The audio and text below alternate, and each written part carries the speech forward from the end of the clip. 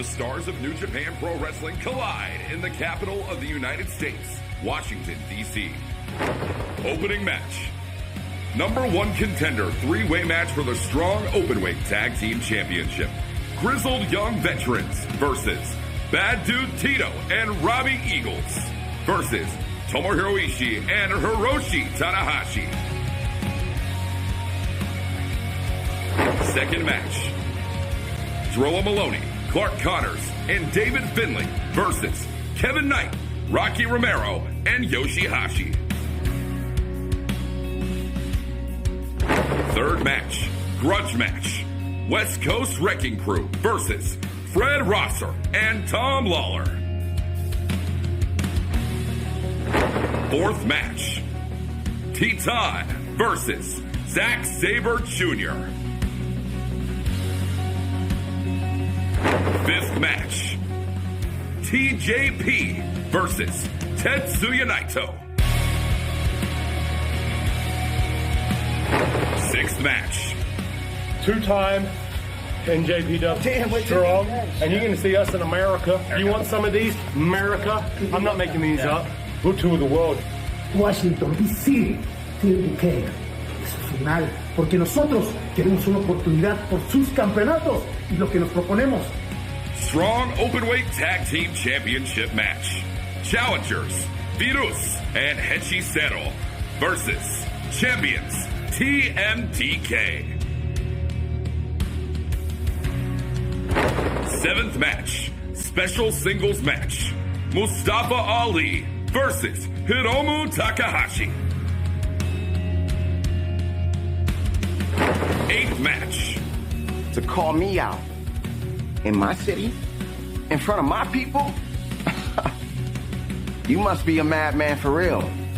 For a match where you're going to get your ass beat for however long I want it to happen, and then you're going to get beat in front of all your friends and family. How about that? Yeah. And I'm going to beat you up and piss on you like a puppet. Strong Openweight Championship match. Challenger, Leo Rush versus champion, Gabe Kidd. Main event, Strong Women's Championship match. おいもうね、そりゃよお前ほんのちょっとしかいなくてすぐ帰った覚えがあるんだけど、まあわかるよわかる、私たちはこういうのはわかる。だからもう日本に二度と来なくていいように、そのストロングのベルトを私が巻いて二度と日本に来れないようにしてやるよ。 The price to pay when you mess with Mercedes money. Challenger, Momo Watanabe versus champion, Mercedes Moné. Capital Collision begins right now.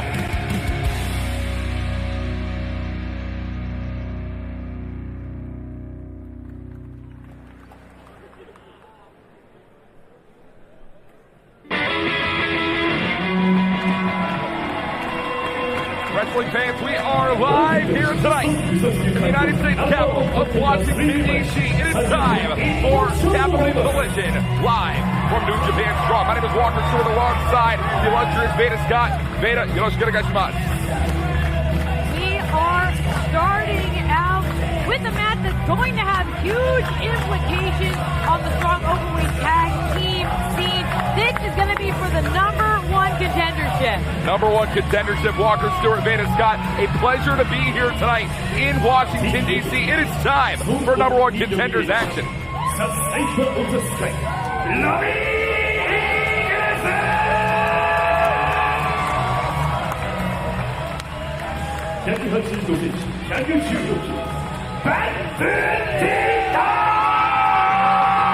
TMDK, a unit which we are heavily familiar with in the ranks of New Japan Pro Wrestling. Hell, adding the G1 Climax to the TMDK trophy case this past month. Well, and if for some reason you're just tuning in and not familiar with TMDK, there's going to be a whole lot of them involved tonight.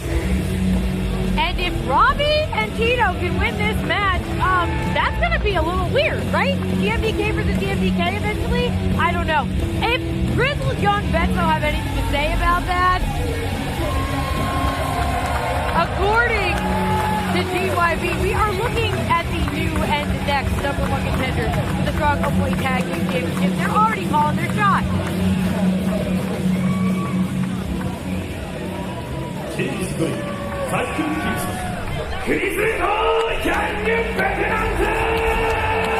Making their New Japan Pro Wrestling debuts, former WWE NXT UK Tag Team Champions, and now, sadly, 4 grizzled young veterans, former Rev Pro Undisputed British Tag Team Champions, lost those titles just 6 days ago. Yeah, we talked a little bit on the kickoff when we had Ishirakawa in the ring. A lot of wrestlers this weekend are just traveling from London, where they maybe won, maybe lost some championships, and they're here today competing. There's a lot of wear and tear on a lot of these bodies.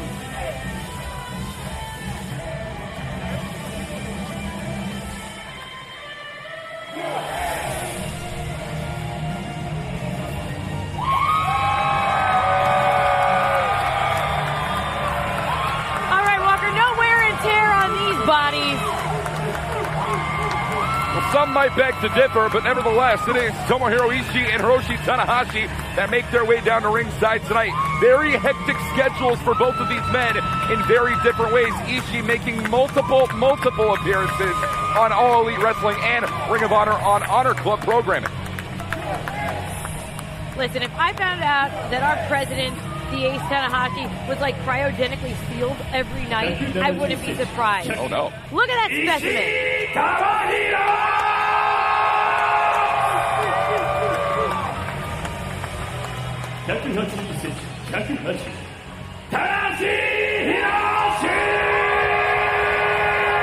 All this discussion of heavy schedules, none heavier than Hiroshi Tanahashi. Yeah, does our president have time to be a tag team champion right now? Well, already reigns as a tag team champion in mainland Japan, 1/3 of the never openweight 6-man tag team champions. But in a 6-man tag team title reign, the likes Tanahashi has with Yano and Bolton Oleg respectively, you have 2 other men that you can rely on. Here, you're 50% of the puzzle. Well, and if we're talking numbers, we should probably make clear. Whoa! And we're already getting started here. Yeah, this is 2-on-4 here with GYV getting the jump, but this is a 3-team tag team match, which Walker, of course, means that only 2 men can be legal at a time. Right. You can tag out to anyone, though. It doesn't have to be your own partner. There's going to see some strategy at work involving that. Right now, though, this is just a blatant double team. And it is what Zach Gibson and James Drake have made careers off of in almost every single major professional wrestling company in the world, now making their way to New Japan Pro Wrestling. Wanting to make a statement, there's nothing bigger than walking away with a victory on your first night out, Veda. For sure. I actually called GYV's first match back after they left WWE, and it was within 24 hours that they were back on the scene and trying to challenge for titles. They are more determined than ever, but Robbie Eagles is clearing house. Yep, tag made. Here's Bad Dude Tito's been making waves in Major League Wrestling as MLW National Openweight Champion, advancing to the semifinals of the Opera Cup just yesterday in New York. Be facing Mystico in those semifinals on a date to be announced. Reaching for the tag, but not able to make it. And bam, plants down James Drake. First time meeting between these two. Tag from behind, and that is a strategy we are going to see employed all throughout this match for Hiroshi Tanahashi. Because now there is no member of TMDK legal at this moment. If the match were to end, they would be completely shut out. You got to be strategic with your tags. And it's Tanahashi, classic. Middle rope, crossbody. Guitar. For the first time in 22 years, we just recently finished up a G1 climax that did not feature Tanahashi in block competition, but rather in undercard preview tag team situations. And all throughout, as the tags made here for Zach Gibson, Tanahashi's been trying to strengthen the ranks of Hontai, trying to keep El Phantasmo out of the darkness that is House of Torture. Right now, though, Tanahashi needs to get out of this corner because we are seeing Zach Gibson and James Drake are such highly calibrated tag specialists. I wouldn't be surprised to see them squarely focus on just tagging each other in it. Robbie Eagles able to get in here. Robbie's been on a long excursion to the United States as well. Yep, that Fly Eagles Fly World Tour is taking them all across from your ranks in Deadlock Pro Wrestling to Pro Wrestling Revolver as most recent. Whoa. I'll be joining Robbie on the Independent soon, coming up in Austin, Texas for Inspire Pro on Sunday. As Robbie Eagles sent right into those ropes. Here's that tag team cohesion from GYV. Single leg from Zach Gibson. And a single from James Drake as well. Taking out Bad Dude Tito. Well, and again, Walker, it's worth mentioning, we keep saying TMDK, but this particular pairing of Robbie Eagles and Bad Dude Tito, they've never teamed together as a duo. That could be a detriment. Yeah, I mean, we've seen a lot of first-time teams in TMDK as of recent. It was the undercard of G1 Climax finals and semifinals night, respectively. We saw Eagles and Mikey Nichols team together for the first time in tag team competition. They won out on those nights. We'll see how it turns out here. Gibson just lording over Robbie Eagles. And tag mate here is James Drake.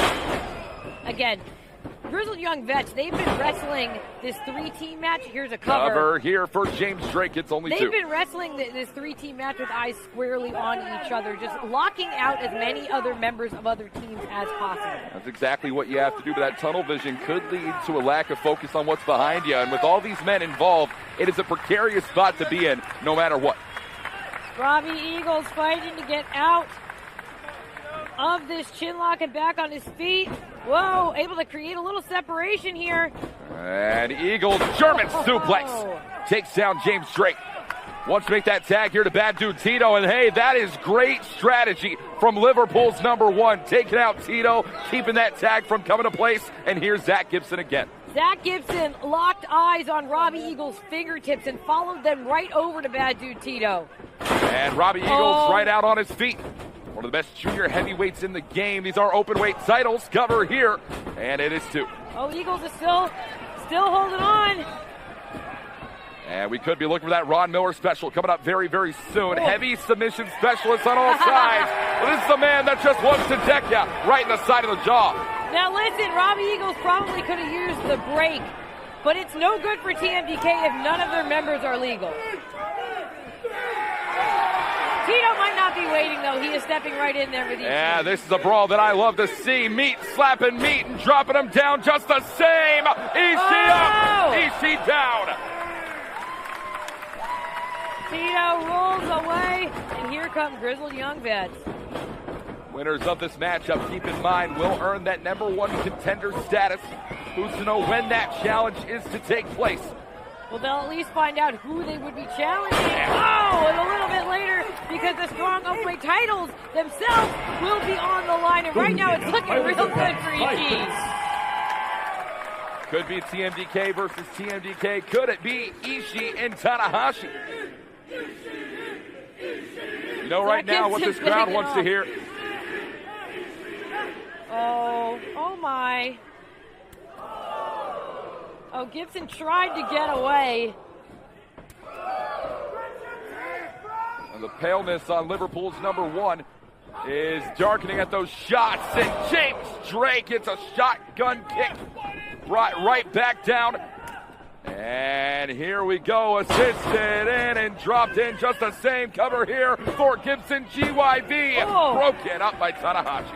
Oh, that would have been it if it was just 2-on-2, but Tanahashi making the difference, tumbling to the outside as again Gibson and Drake focus in on Ishii. Uh-oh. Walker, you better grit your teeth. Hey, you saw it right there. Tag and a right shot from Bad Dude Tito. You said it before, Walker. You got to have eyes in the back of your head and know what's behind you. Tito was able to get in, but maybe he's been shut down. Whoa, whoa. Blowing right through Grizzled Young Veterans. As that MLW National Openweight Champion for a reason. And looking to become strong openweight tag just the same. Just chunking bodies onto other bodies. Now Bad Dude Tito waits on Ishii. Would like to take down the heavyweight legend that is Tomohiro Ishii. Send him back to the conglomeration. Lariat takes down when Ishii will not go down easy.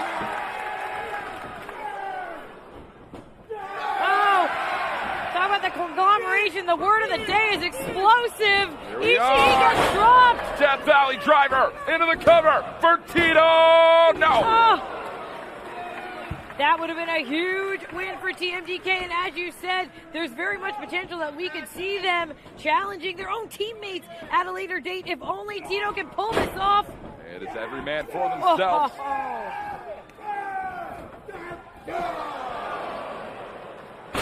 And both men go down. The #1 contendership on the line.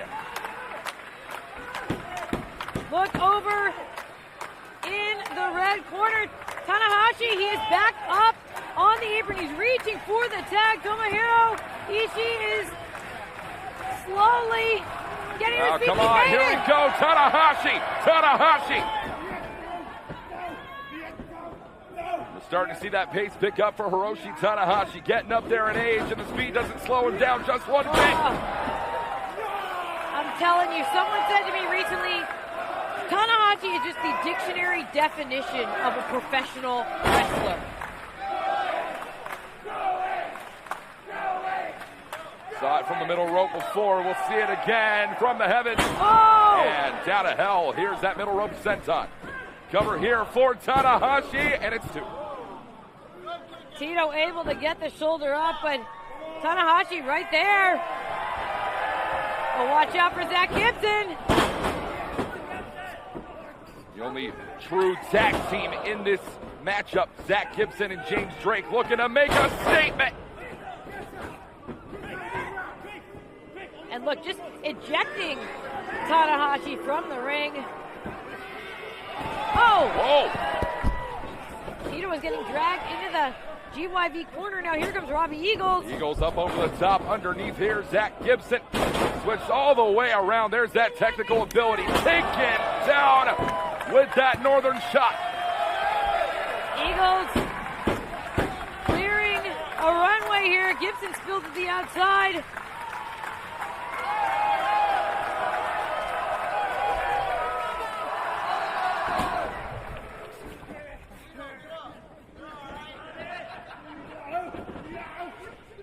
Oh, Tanahashi broke out but got caught in a huge combination. Spells right in. Here's Tito. Here's Eagles. Airplane continues forward. Whoa! And Eagles up and over. Con Hilo to the outside. Oh. And it's only 2. Yeah, if you were watching the skies, you might have missed Tanahashi kicking out at 2.9. Tanahashi up by Tito. Fights out. Here's the schoolboy roll up on Tito. 2. Close again. Tanahashi. Is there enough focus to be split between the office, between the Never Sixers, and between the strong tag? Robbie Eagles kicks out the leg. You were mentioning the Ron Miller special, breaking down Ishii. Oh! But turnabout fair play. Here comes. Everyone's legs are getting kicked out of their legs. We're fighting fire with fire here all throughout. And here's a leg, here's the target. Dragon screw leg whip takes down bad dude Tito. And it is Tanahashi in Ishii's house here tonight. Former Never Openweight 6-man tag champs alongside one another. And they know their own hit. Sling blade from Tanahashi. Ishii wants to slide in. Here's the lariat. Tito down. Oh, but Tanahashi. Could it be here in our nation's capital tonight? From the president, it's a high fly flow. And Tanahashi and Ishii have done it tonight. ただいまして10分50分。石井ともに七志の人の勝利です。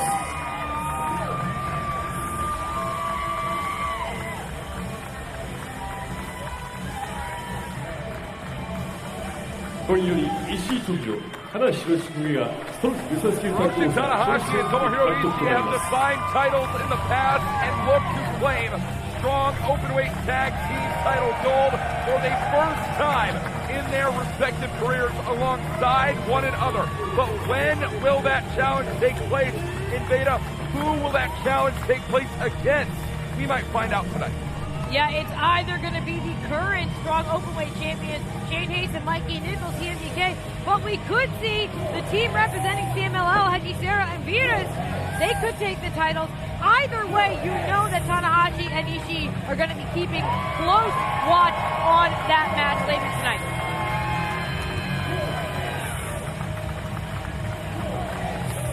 the man who has never tired and never takes a single day off, Hiroshi Tanahashi and Tomohiro Ishii, have tag title opportunity set for the future.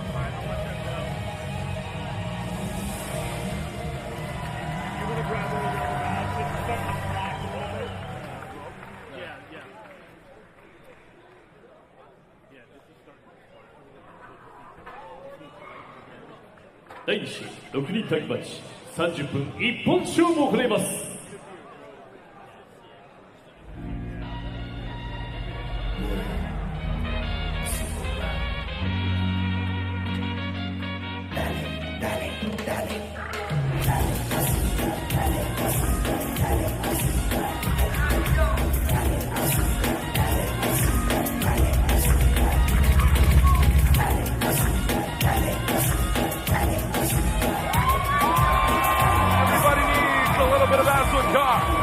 Everyone needs a little bit of Rocky Romero, the sugar, the spice, and everything within it. Hits New Japan Strong in Washington, D.C. here tonight. And does not do so alone, accompanied by Chaos member Yoshihashi. And of course, Kevin Knight. A big event. Capital Collision has been in the past for Kevin Knight. Looks to show out once again in Washington. Kevin Knight never fails to impress.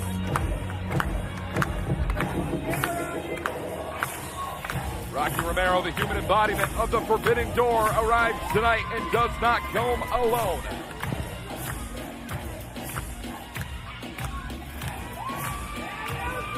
Conversation point going to be less about Rocky Romero and Kevin Knight tonight, and rather on their partner, Yoshihashi. Big challenge coming up. Kevin Knight!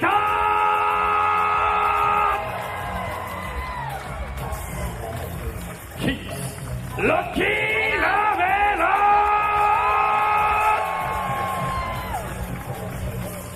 IWGP グローバルヘビー級王座次期チャレンジャービシャボー180センチ102キロ吉橋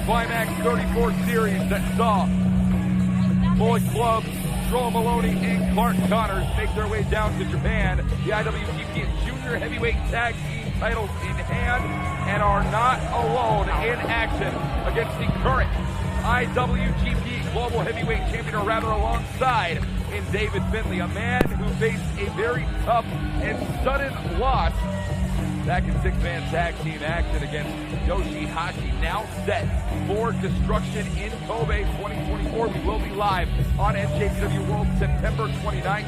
Yoshihashi will face off against David Finlay, and leading up to that entire event, when we get on the road to Destruction when September kicks off, you know Kevin Knight, or rather Yoshihashi and David Finlay will be doing battle many times over. This is the first of many here for the Global Champion.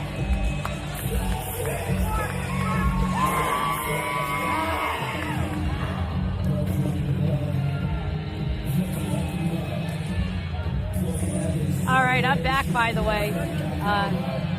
They knocked you out of the air. Well, my cable is underneath you, Walter Stewart. Oh, no. Watch out.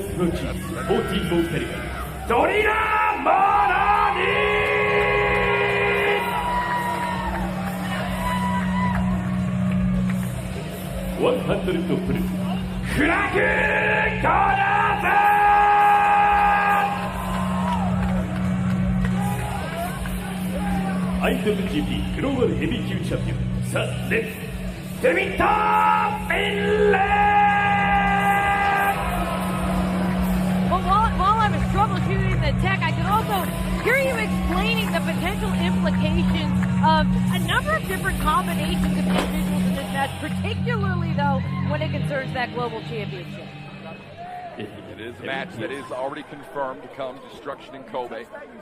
The IWGP Global Heavyweight Championship will be on the line. Yoshihashi will get his first opportunity at that Global Heavyweight title, a title that, albeit very young and in its infancy, but has been defined by David Finley's legacy alone. Meanwhile, on the other side of championship contention, the IWGP Junior Heavyweight Tag Team titles. Very blatant disrespect out of the War Dog corner tonight, man. I mean, not that we should be surprised, but yeah, as you were saying, that's already confirmed for Kobe, but there's aspirations amongst Kevin Knight as well. Capital Collision has been an event historically that Kevin Knight has shown and showcased at, respectively. Kevin Knight has scored many of victories, which over Clark Connors all throughout New Japan Strong's entire legacy and stance.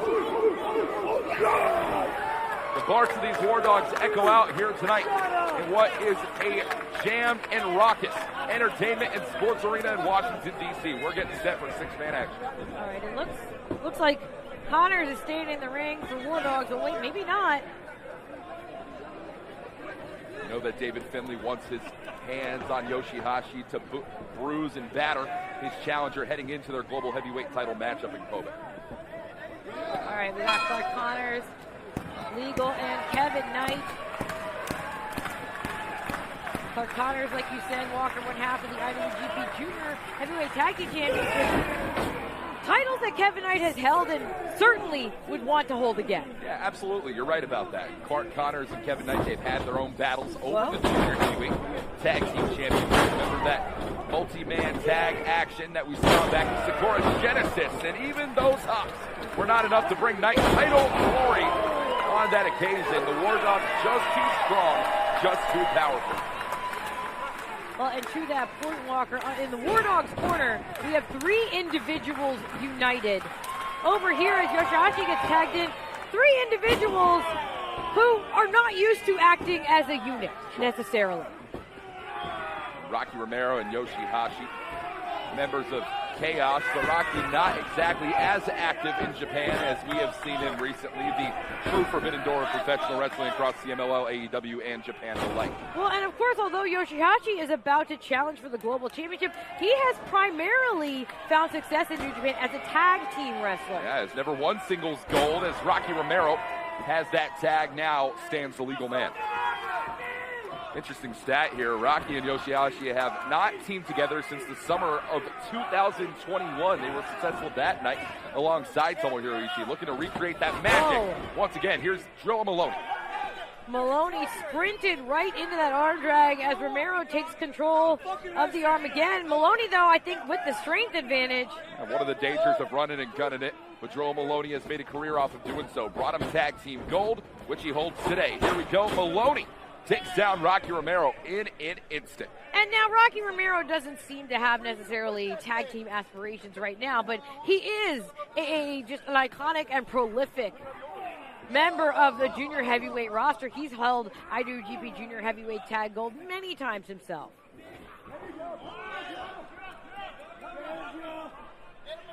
Oh, Maloney says bring it on. Joe Maloney laying down a blatant challenge, and Rocky Romero coming in with the wind up and the pitch. Oh, call that a curveball, baby.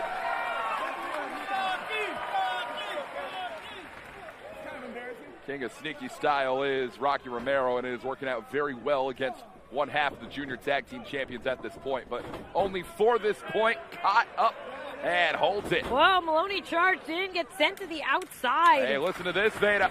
The people go crazy when they see it. Romero, tope suicida to the outside.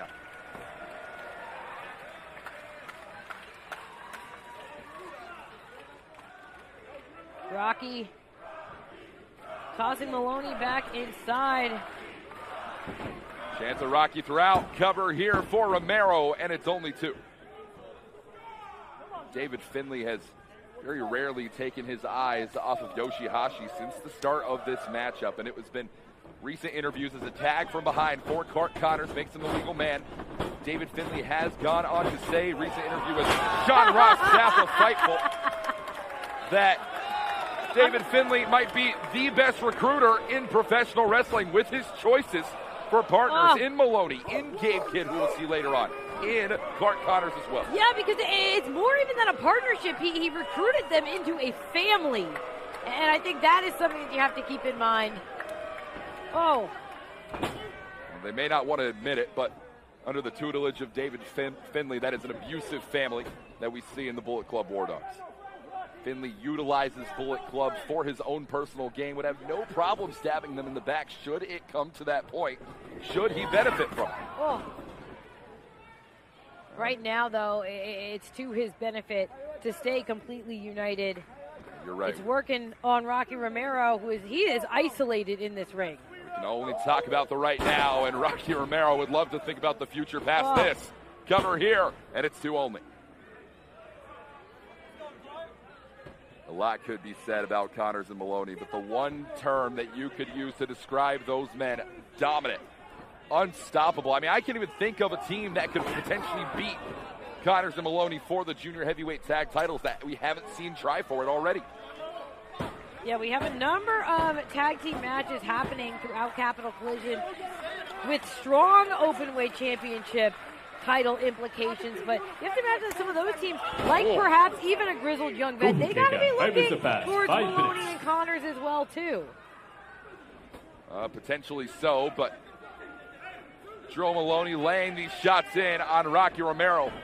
And Romero, since that pounce from Clark Connors, has just not been the same. He's not been able to mount any sort of a comeback. I mean, that Jeep flip from Clark Connors was absolutely a game changer, and Rocky Romero, you can see it in his eyes right now, still feels the effects. Here's David Finley, the legal man. And just something animalistic about how the War Dogs are just dragging a carcass to their corners before they swarm. And not letting up whatsoever. Come on, give me a damn break. Clark Connors stayed on Rocky Romero well past what would be a 5 count. Meanwhile, Rocky's partners are frantically reaching for the tag, and Romero couldn't be any further away. And we know that this match will do one thing. It will influence momentum for one side of Yoshihashi and David Finley overall. But we talked about Kevin Knight showing out every single Capital Collision. He wants to do that right here tonight. And David Finley, these tactics brought him a good record all the way to the semis of G1 Climax 34. Toughest tournament in professional wrestling. Cover here for Finley, and it is 2 once again. Almost disrespectful with that pinfall, and mocking Rocky as he tries to reach for the tag. You don't want to get too saucy with the man that holds the sugar. Rocky Romero right to the throat once again, and David Finley, we saw this throughout G1. These power bombs have been brutal. Oh, Rocky saw it too, though. He knew how to counter it. Now fighting his way out of the War Dog corner. Rocky right from underneath. No. Finley holds on. And as close as he may come, Rocky back to the center. And it's a no. Rewind kick. A little bit of a pause on that one. And here's Yoshihashi. Could this be a preview for us? Yoshihashi, and David Finley will step into the ring one-on-one on September 29th. Wants to win his first ever singles championship in professional wrestling. Yoshihashi with the headhunter. That is how you gain momentum. This is how you take steps to your own destiny.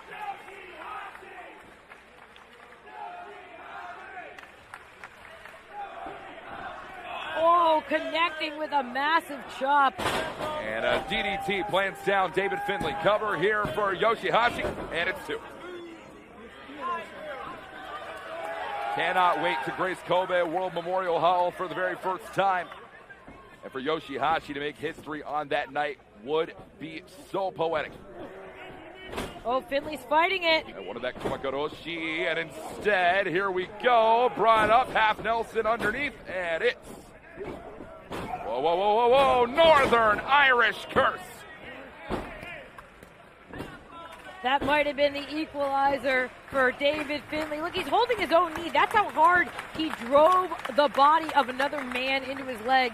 Yoshihashi, he needs to tag. Yoshihashi tags. And it's Kevin Knight. Look at the springs in this match. Maloney trying to put his hands up. He can't stop Knight. If you can't block, you can't fight. Kevin Knight, hard to block that shot. Great drop kick there from the Jet. And takes down Clark Connors right in front of us here at ringside. This is Kevin Knight's house.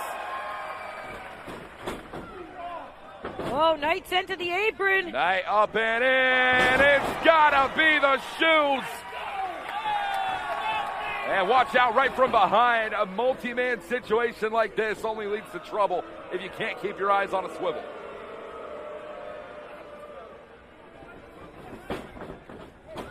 Whoa, Knight. Whoa, whoa, whoa, whoa. Double Pele kick after jumping over that lariat attempt.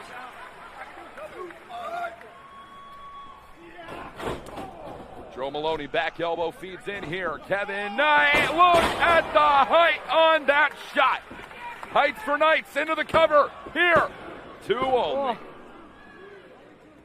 Maloney collided with the canvas and immediately started clutching his lower back. Even though that wasn't a 3 count, that's going to break down the Drilla. Kevin Knight looking for something big here to take down one half of the junior tag champions. DDT, no. Clark Connors makes the save. This could be dangerous. Knight's got to isolate one of these 2 men. A meeting in the middle. The War Dogs have done it tonight. Cover here for Joe Maloney and broken up, saved by the break. 10 minutes. 10 minutes have passed in this matchup. Whoa, Finley tossed out to the floor. In the ring, Clark Connors directing traffic, zeroing in on Rocky Romero. Here comes, no! And Romero, Hurricane Rana takes down once again. Oh, come on! All right, David Finley just tossed a bottle of water nearly onto our equipment. It's all over my MacBook.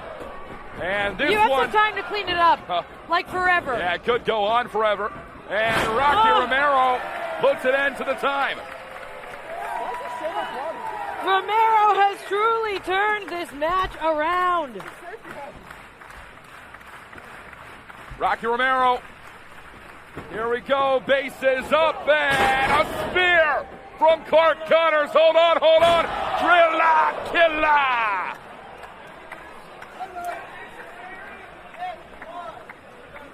Out of nowhere, War Dogs back in control. Kevin Knight clutching his neck. Kevin Knight thought this would be his own to make a statement against the junior tag team champions, but it is not looking like such right now. Oh, wait a second, Knight from behind. Here we go, satellite DDT. Maloney wants that Drilla kill and put it to bed. Here's Knight. Jackknife, here it is. Oh, Kevin Knight has done it. Maloney's not done here. There is no celebration of a win for Kevin Knight in Washington. Maloney incensed without a second thought. And now the shillelagh. David Finley has the shillelagh. And we cannot act like we are shocked tonight, Veda Scott. David Finley, always back to his own damn tricks. Now zeroing in on Kevin Knight, who just pinned one half of the IWGP Junior Heavyweight Tag Team Champions. Now going alone. Hard thing to focus on tonight. Come on.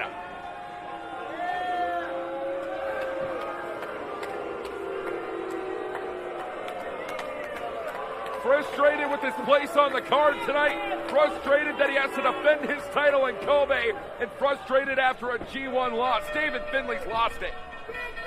and the War Dogs are going to follow suit. They command in his honor. Connors up top. Come on, no, full split, unloaded from the War Dogs.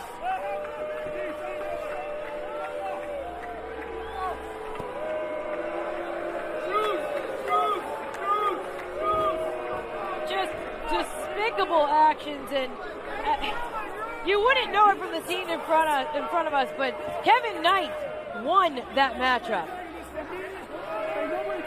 Not feeling like a winner at all. You understand me? We run this shit.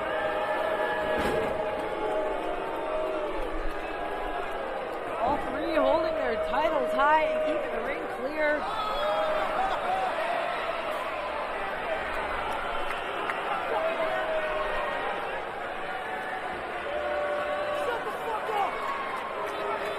An absolutely embarrassing display and a lack of class, which is to be expected out of these damn War Dogs.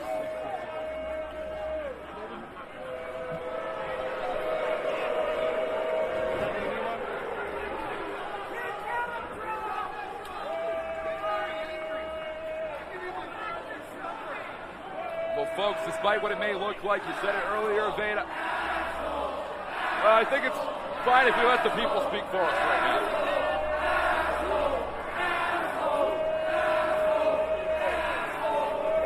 Yeah, but as you were saying, Kevin Knight actually won that match for his team. You wouldn't know it, though. That could be a very big statement going forward for the Junior Heavyweight Tag Team Championship, but not the focus right now. The War Dogs, absolutely despicable scum.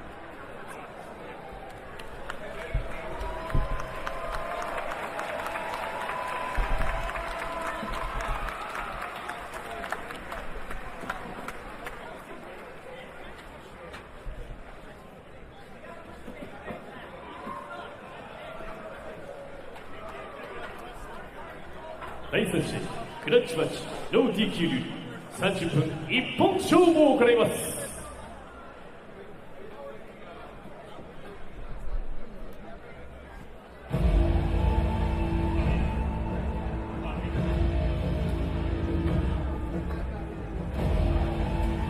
Heavily anticipated match here tonight. Hey, A grudge match. yeah, we gotta go to the back. Walker, this Wait. is... Yeah, I'm getting a message that we're gonna cut. The back? What? Yeah. Talk to that. You're getting I don't messages know. over here. I don't know, someone... Yeah, hold on, watch this. We're gonna follow this with a camera. I was told we gotta get back here. Wait a minute. Hold on. Well, this is the no DQ match that is scheduled, but we're not even close to the damn ring right now. Yeah, this is back in the locker room, the catering area, actually. And this is West Coast Wrecking Crew, Jerome Nelson and Isaac taking on. Oh yeah, we didn't even get to introductions because these two teams started brawling in the back. The dirty work, Fred Rosser and Tom Lawler, both men, both teams out for revenge on one another. 4 years of torment for West Coast Wrecking Crew for Fred Rosser and now Lawler on the side of Rosser today. I mean, these two teams went at it at Resurgence. For the West Coast Wrecking Crew, they got the win, but we knew even then that this wasn't over. At the no DQ match here, things are already unhinged and it's all legal. And we're fighting it out No Mercy style. There's still music playing over the speakers here. It's Tom Lawler at the damn steel chair on that stage. Watch out, watch out! Yeah, it's still incredible to me to see Tom Lawler and Fred Rosser working together, and even more incredible to see Tom Lawler opposing West Coast Wrecking Crew. Such a cohesive unit in team building for so long, and now it's come to this. It's West Coast Wrecking Crew who are tired of playing second fiddle with Tom Lawler. Well, the tutelage of Lawler was not going to bring them the strong openweight tag team titles. It didn't for 4 separate fights at those championships. And now that now you heard the bell, they're in the ring. And now this is no disqualification rules under grudge match standard for New Japan Strong events. Very simple, no need for a tag. It is tornado style, anything goes. Jared Fritz in the ring as the referee to count D3 or submission. Wrecking Crew able to put on the brakes.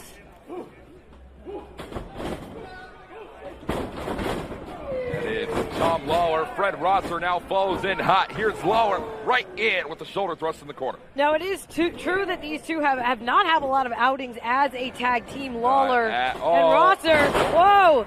But they're looking great, and I think part of that is just owed to the long history between them. Sometimes as opponents, you get to know someone even more than as a tag partner. Right.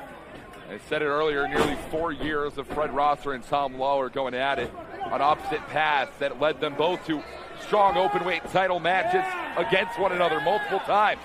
Oh! Throat first into the edge of the steel chair.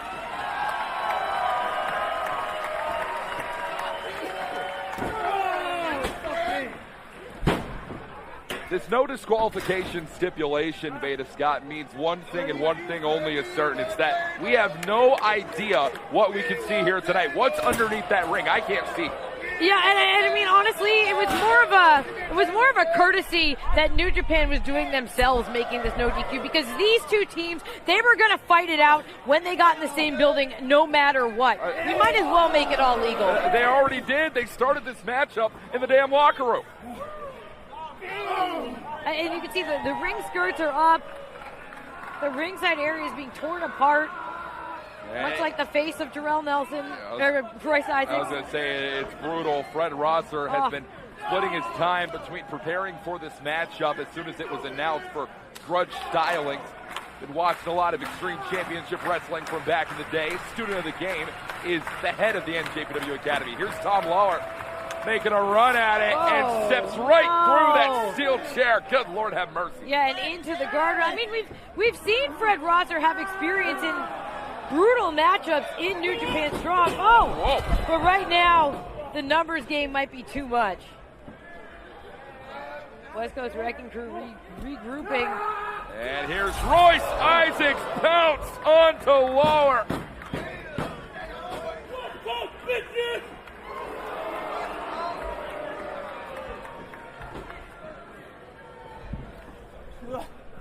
It is 2 letters, 2 times. WCWC, the West Coast Wrecking Crew. Good Lord, Jarrell Nelson and Royce Isaacs are absolutely unhinged. Do you think that if West Coast Wrecking Crew win this matchup, they can finally put dirty work behind them, finally put Tom Lawler behind them, potentially challenge for those strong openweight tag titles they fight for so many times? That seems to be the outcome. The only outcome that's going to be possible after a brutal match like this. There's no way that these two teams could sustain another war. It looked like there was a slice out of Jarrell's arm.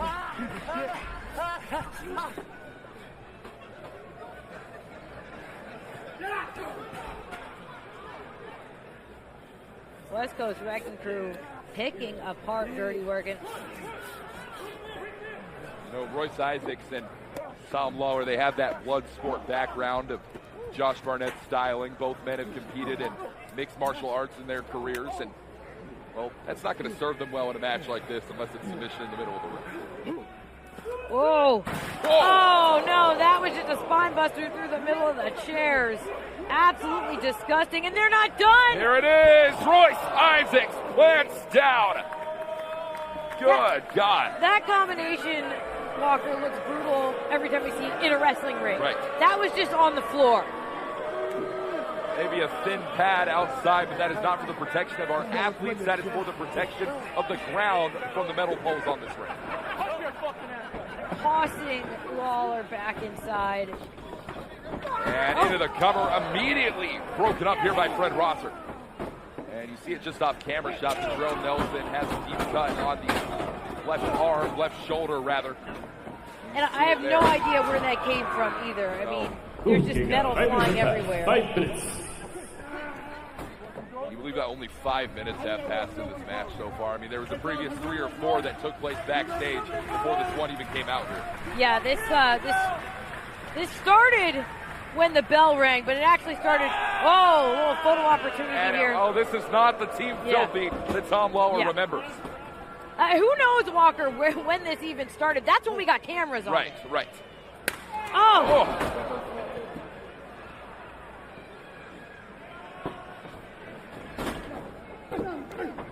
Nelson. Whoa. Let's get a camera on that right there. Oh, Nelson introducing a door.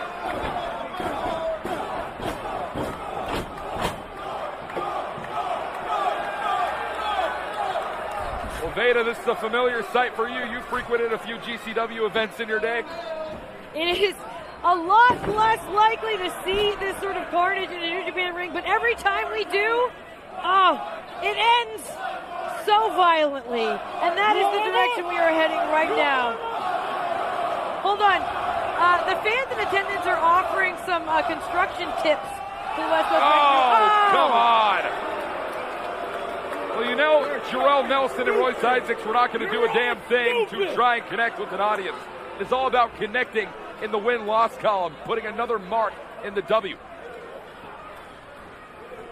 Dragging Fred Rosser into position for something devious. This is a very similar position to what injured Eddie Kingston back at Resurgence. We know how that has altered the career trajectory of Kingston going forward. This is bad news for Fred Rosser. And Rosser is fighting with his life here. Look at connecting with a knee strike and an elbow.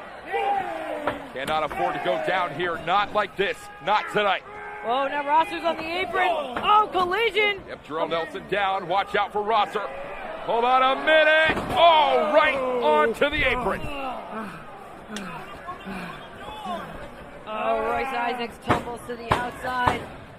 Hey, at first I thought he was clutching his lower back. I think it might be his hip, though. That could throw everything out of alignment. Goes right through, and the lariat takes down Jarrell Nelson once again.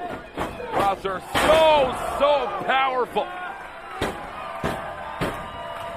And that explosion very well could be what brings Dirty Work to a victory tonight.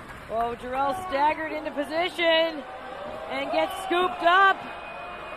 Watch out here, just tossed all around the ring.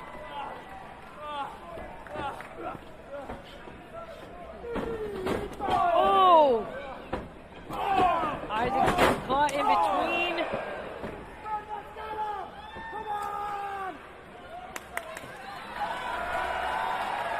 Oh, it looks like, looks like Rosser has a chair. Well, we said that submission background could come into play. Here it is. And Isaac his arms are tied up. No way to defend himself into a cover. Oh, come on. Well, it's all legal. Putting your hands on the official is about as low as you can go. But it's all allowed here tonight, no DQ. And it's Jarrell Nelson through the ropes. Almost went through our commentary table. And these two coming to blows once again. Here we go. Is it hush money time? Yes, it is. This could be it. Look at the look on Royce Isaacs' face.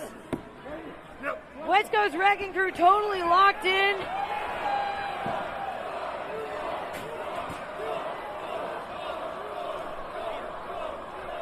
Wow, crowd is blood hungry and thirsty for vengeance here tonight, just as these two teams are. That door is propped up in the corner. You can barely see on the outside. There we go. Tom Lawler still fighting on the outside with Jarrell.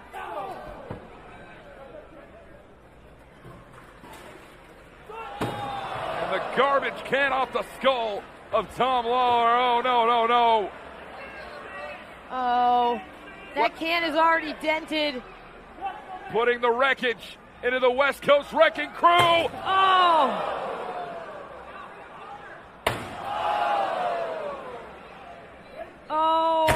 and collision on both sides. And I can tell you from experience, being inside a trash can, it's so disorienting. The noises go straight into your brain. 10 minutes. Look at, you can see Tom Lawler is suffering on the outside, as meanwhile West Coast Wrecking Crew get back inside, and they zero in on Fred Rosser. Not many professions we can talk about being stuck in a trash can and knowing what that's like, Veda, but Tom Lawler, yourself, everyone feeling the energy here tonight. West Coast Wrecking Crew know that momentum is on their side at this point, and it spells bad news for Fred Rosser. Oh, no. Pile driver on the chair. There's a dent in that chair, shaped like Fred Rosser's skull. Into the cover. Will we see?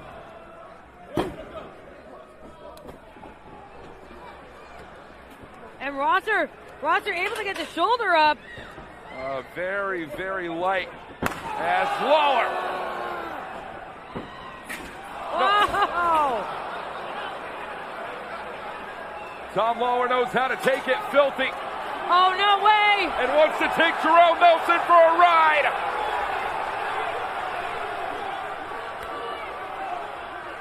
Could we see it? Lawler. Hook those hands, clasp from behind. Jerome Nelson holding on for dear life in Washington. Oh, and now Lawler's climbing up. Got to reposition here, Veda. Oh my gosh. Lawler now looks to be looking for some kind of choke, some kind of submission. What in the hell are we seeing here? Bryce Isaacs trying to make the save to keep his partner. Oh no. Oh, here's Rosser. Rosser! Oh my God! Oh! Double tables, the cover! Dirty work, have done it! ただいまし中に踏み込むベッドスターオーナーライフの勝利です。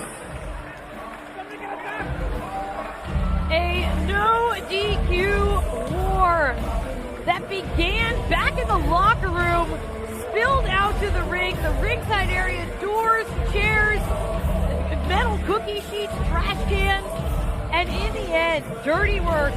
They have beaten the West Coast Wrecking Crew. If there is one thing that will unite two men, oh God, you won? You did it, Tom, you did it. Tom Lawler fired up here at the broadcast booth and now alongside Fred Rosser. If there's one thing that will unite two men on opposite playing fields, American history dictates it to be a common enemy. That common enemy has been disposed of here tonight.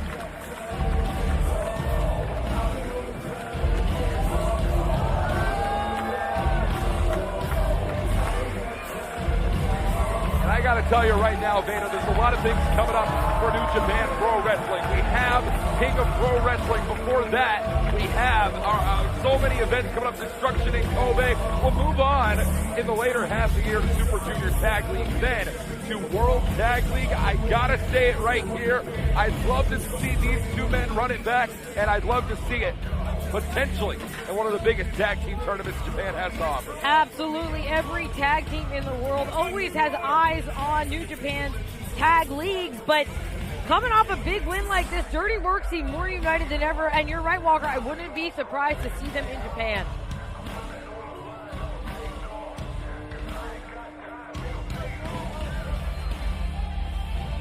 It is a massive victory for Fred Rosser and Tom Lawler, but now the question remains, how do you regroup now without leadership? West Coast Wrecking Crew back on their own once again, and back to the drawing board are Bryce Isaacs and Jerome Nelson.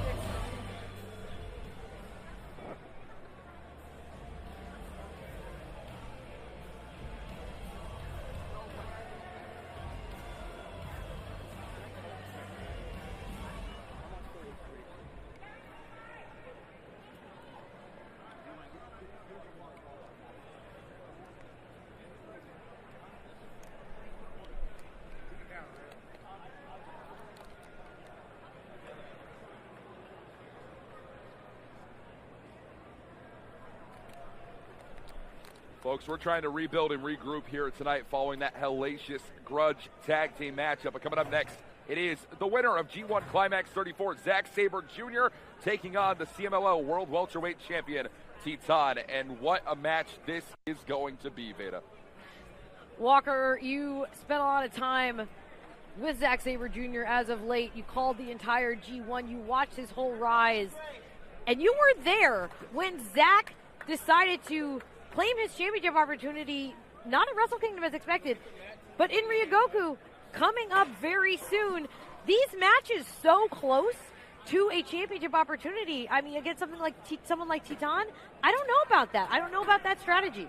Well, the match was announced prior to Zack Sabre Jr.'s victory of G1 Climax, but you're right. A stray away from tradition is exactly what we did see back at Ryogoku. Will return to Ryogoku. Zack Sabre Jr. calls it his favorite arena in professional wrestling, in Ryogoku Sumo Hall. For those who have never been there, it is that for a great reason. Zack Sabre Jr. will challenge the IWGP World Heavyweight Champion, whoever that may be, coming up, because before that, it will be Destruction in Kobe. Tetsuya Naito defends against Great Okan. We'll be seeing that preview later on, but coming up now, it's Zack Sabre Jr. and Titan.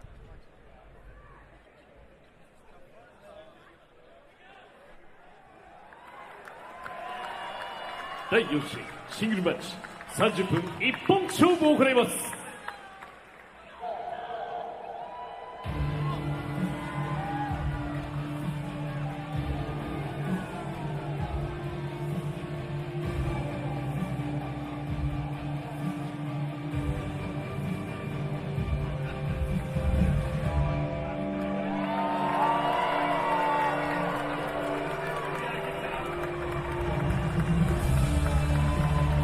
In my professional and personal opinion, one of the most underrated junior heavyweight wrestlers in the world stands before us today in the form of the 35th CMLL World Welterweight Champion, that being El Inmortal himself, Titan, without his championship tonight, because that is not the focus. The focus being clear as day, represent Los Ingobernables de Japón, represent the IWGP World Heavyweight Champion by proxy, and defeat what could be his challenger coming up at Ryogoku.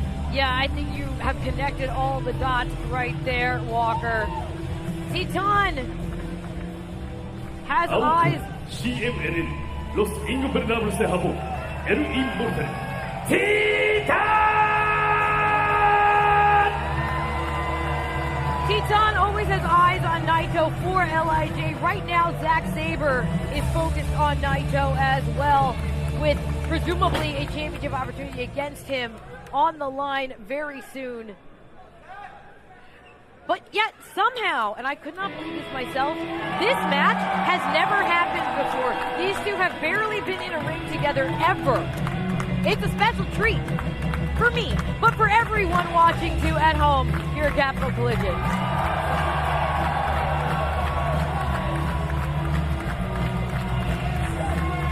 There were claims all throughout the run of G1 Climax 34, a 19-night tournament, that Zack Sabre Jr. would be bringing the big one home. That home referring to the UK, despite the fact that Zack Sabre Jr. has made Japan quite the home for him over the past 10 years.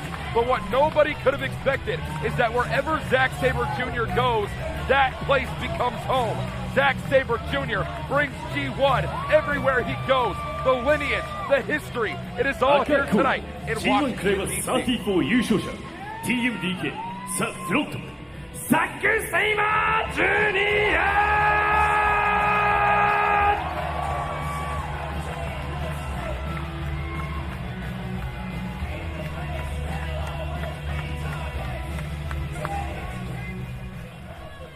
レフェリーアダム・コルト。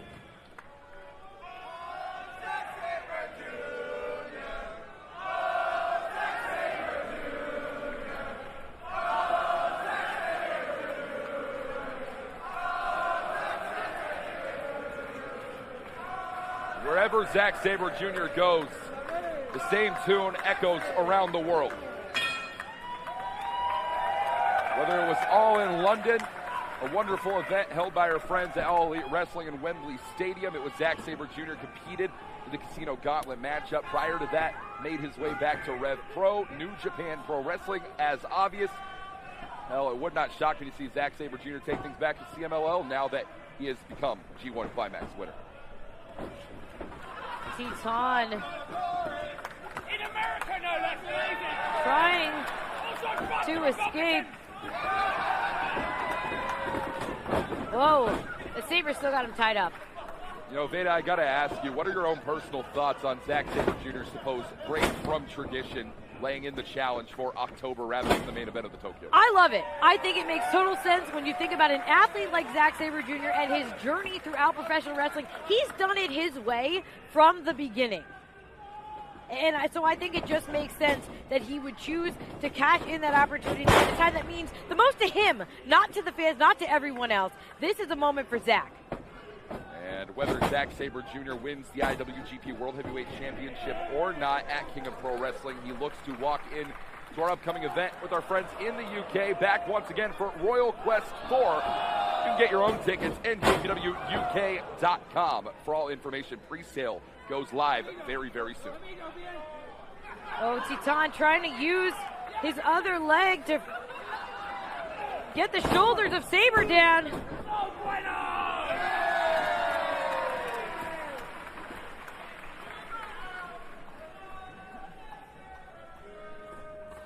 A lot of people may not notice this. Titan, very apt in the technical department. Yeah. You see the flashy maneuvers. You see the jumps from the top rope. Titan really a true all-rounder in the ranks of CMLL Veda. Yes, also, as you can see, extremely adept at submissions, but now Sabre back in control. And Walker, you just called the G1. You called an awful lot of Zack Sabre matches. What is Titan's best strategy here? Well, I'd argue that any person trying to take things technical is going at it the wrong way with Zack Sabre Jr. Titan just as quickly tried to take that side headlock down. You can flip and fly your way out of a lot of things, but Zack's always going to bring you back down to the ground. You have to avoid that ground game, and Titan's capable of that here. Right now, Titan with the advantage, and Sabre always aware of where he is in a ring. Always makes it to the ropes. Of course, we referenced it earlier on before we headed into this matchup, but Titan, an opportunity to represent the current IWGP World Heavyweight Champion Tetsuya Naito. It's not even confirmed who Sabre Jr. will be facing off against come King of Pro Wrestling at a very short time away, but reality is, should it be Tetsuya Naito, he knows that he has a few LIJ victories in his back pocket over that. Whoa. As Titan right underneath, true dream match situation here for the Freaks out at home. And it's Titan sweeps the legs back down. Not even a one. Very quick motion. And brought right back through, targeting that arm. Oh, Titan on his own head. Incredible physical acumen out of these two men. Sabre Jr. brings it back down. And it is Sabre, innovative, shoulders down one. Sabre got the advantage in that exchange, but it was Titan here who ends up on his feet.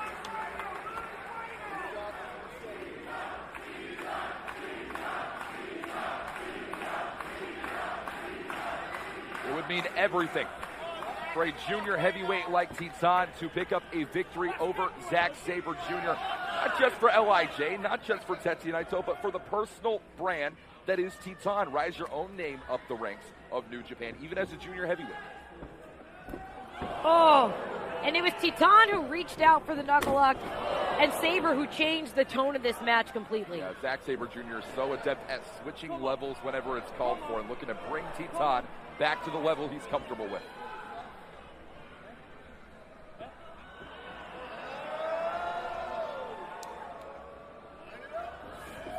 Oh, Sabre goes down hard. Talked about it all throughout the G1 Climax, Veda. Those damaged intercostal muscles, the abdominals of Zack Sabre Jr. Titan knows all about them well and good. Yeah, and that's a sort of injury, Walker, that takes time to heal, and time is the only thing that can heal it. Zack Sabre Jr. has taken no time off. Hard to ever even recover from shots like these. Titan from the top. Crossbody takes down Zack Sabre Jr. Zack right back up and right back down once again. Watch out. You're going to want to keep your eyes on this Leviathan.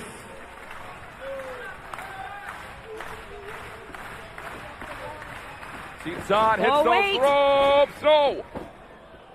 Sabre Jr. drops him right down. It's the twist up the top. And throwing a few back right now is Zack Sabre Jr. Just like that, Sabre creates an opening where he can rest, he can gather himself. Meanwhile, Titan is clutching his neck.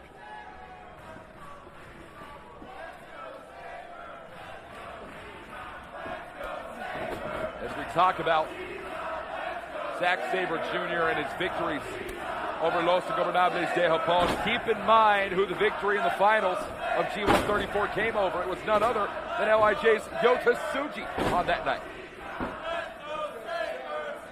Yeah, it would seem if we're looking at this match as LIJ versus TMDK, LIJ, well, they're coming from behind. Oh, for a second I thought Titan's boot was coming off, and it was his ankle twisting. Yuck. Oh, no. Oh, Zack Sabre Jr. No names for these holds. He grabs one and he locks in, and locked in right now is the winner of G1 Climax 34. Makes it right to that bottom rope, does Titan. That is the only place Titan can feel safe in a match with someone so technical as that. Yeah, we talk about it all the time. Zack Sabre constantly switching in submissions, never sitting in a hold. It's very, very difficult to get any sort of advantage over that. Sometimes you're right, Walker. The ropes are your only answer. It's heavy fanfare on both sides of the playing field, and you cannot blame these fans for Washington, D.C. reacting accordingly. Zack has taken over the world. Not just the best technical wrestler in it, the best pure wrestler in it.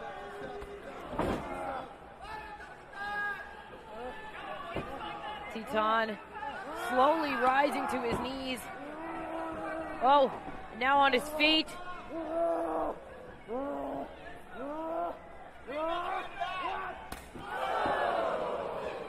Oh, that connected.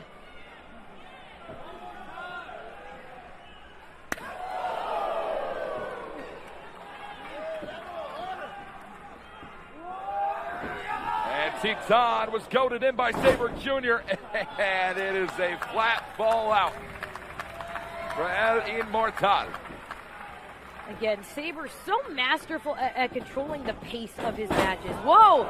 Unless someone can seemingly control space and time watch out, right in front of us here. Here it is, Titan Suicida.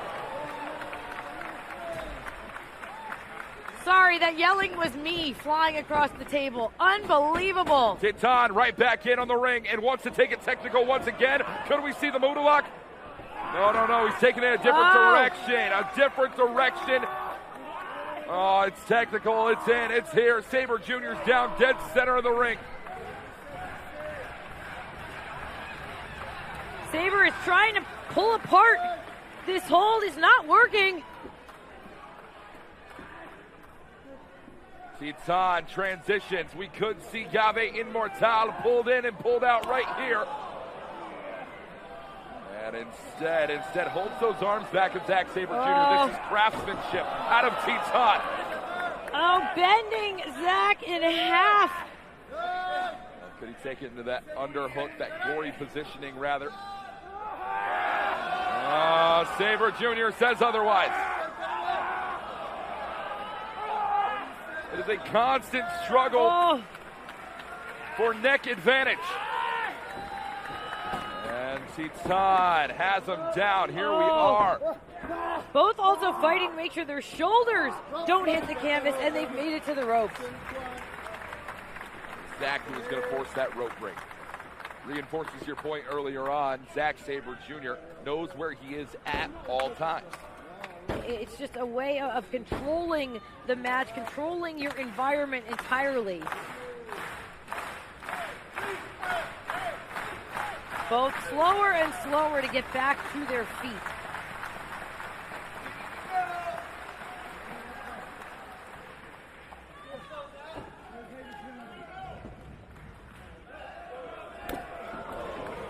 Jumping 10 minutes have passed. 10 minutes.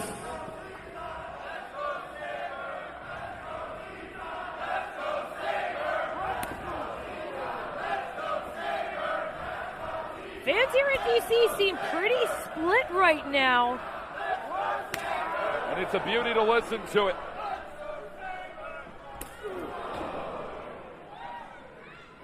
Oh, huge overhand and a big lifter from Zack. And this is where the pace is going to start to pick up between these two men. Anything you can dish out, I'll dish it back twice as hard.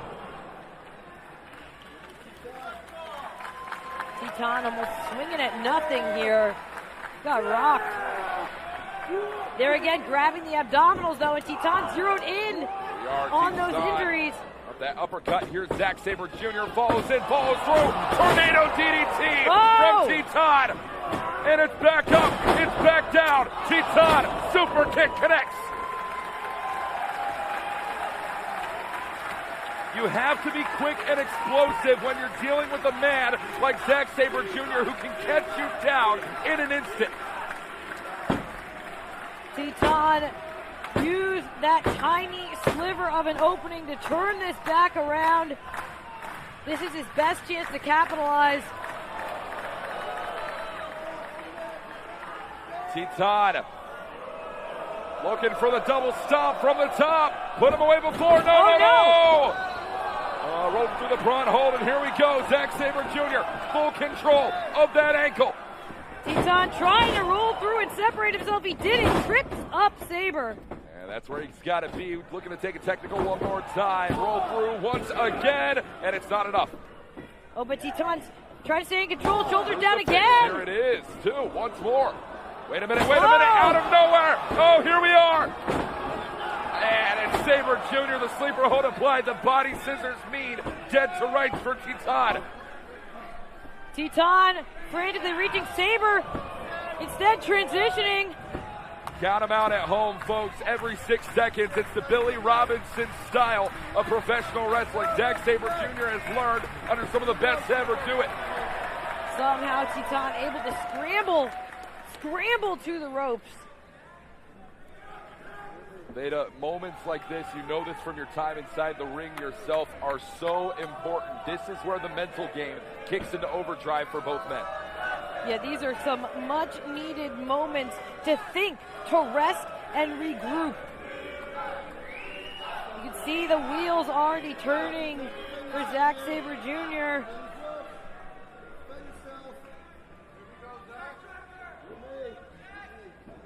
Zack now. Wanted to take that speed up again. Titan hit it before. And it's not going to work now, and it's not going to work again. Sabre Jr., the punt kick, sits on the cover, and the King's throne is broken down by Titan tonight.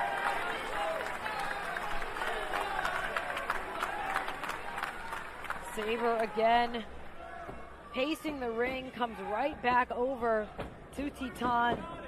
And you'll see here, Zack will no!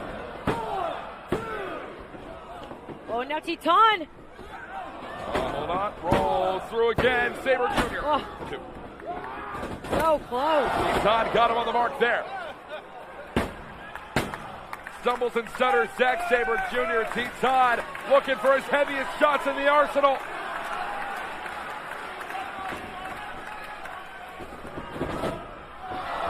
Oh, to the back of the head. Yeah, but that's a hard landing. Titan takes every single time he hits that maneuver. Will it pay off here? Taking it from the top is Titan.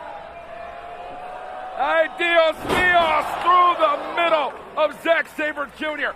Almost through the middle of the canvas. That's got to be it, Walker. Cover again. No. Wait a minute. Still keeping hold of the legs. Wait, this is what he needs. This is what he needs right here. If Titan can turn it around, could we see the Moodalak? Could we see Llave Inmortal? No, no, no. And Sabre Jr. sits in once again on it. Oh, Sid, look at the knee is totally barred. Titan, in addition to watching his shoulders, is trapped in a submission. And all of the lower base of Titan is tied up here tonight. And he gave up. He had to. There was no escape from that. ただいまより14分53ザック・セイバー中選手の勝利です。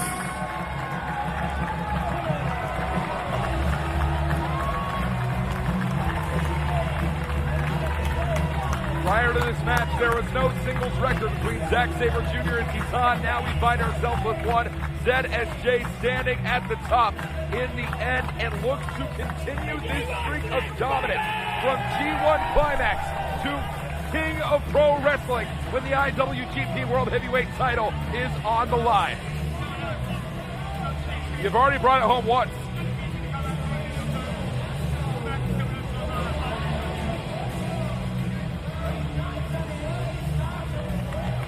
There is something that just feels so good about Zack Sabre Jr. being in the position that he is in right now, and may see himself in a grander position beyond the G1 climax as IWGP World Heavyweight Champion on October 14th. We'll be live on NJPW World Ryogoku Sumo Hall for King of Pro Wrestling 2024. But ahead of that, Destruction in Kobe will be taking place September 29th. Great-O-Khan will be taking on the current IWGP World Heavyweight Champion, Tetsuya Naito, a man that we are set to see coming up next.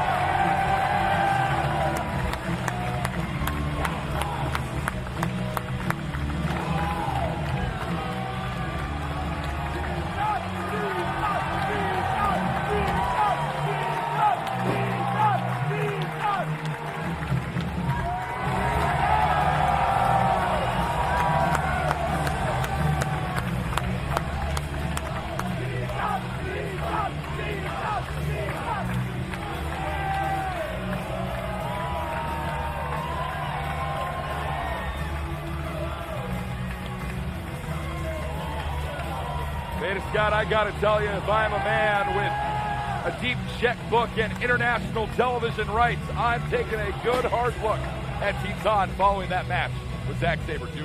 It was a hard-fought battle for sure, and Titan's stock continues to rise. How was that a first-time ever matchup? Can't believe Unreal. It.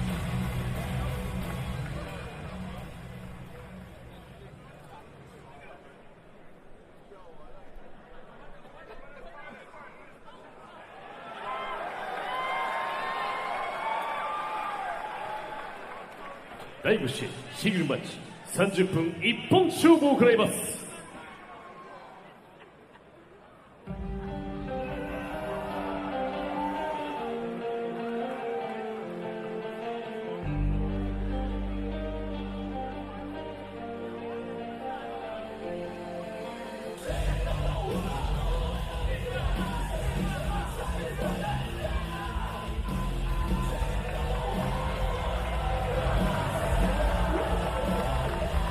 Flying the United Empire banner is a Capitan. TJP, not the leader of United Empire, but the captain of such organization itself. This match, one which TJP had hoped to have had in this year's G1 climax, but was missed out on when TJP had failed to make it past a blocked play-in stage back when we were joining you in the middle of the Soul Series. TJP has instead been focusing his efforts on the independents here in the United States, specifically on the recruitment side as the captain of United Empire. TJP has recruited the newest member of UE, Jacob Austin Young. Jacob Austin Young will be joining us for the very first time in Japan following many a New Japan Strong matchup coming up on the road to destruction.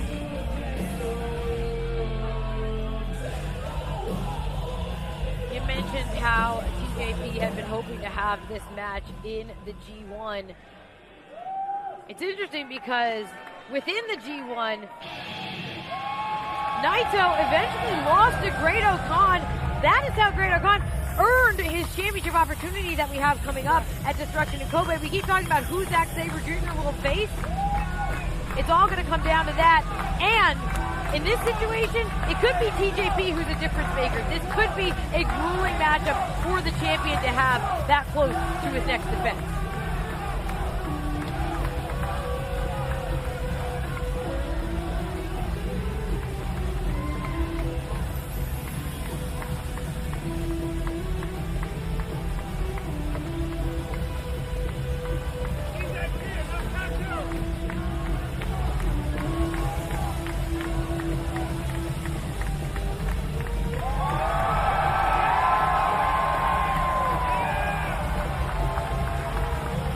TJP can defeat the IWGP World Heavyweight Champion here tonight in Tetsuya Naito. That is another feather in the cap of the United Empire. But Tetsuya Naito says, kid, you are going to have to die trying in my presence. TJP responds saying, how do you kill what's already dead? Tetsuya Naito is in for the fight of his life here tonight as IWGP World Heavyweight Champion, knowing what is looming in the ranks September 29th when he faces Great-O-Khan at Destruction in Kobe.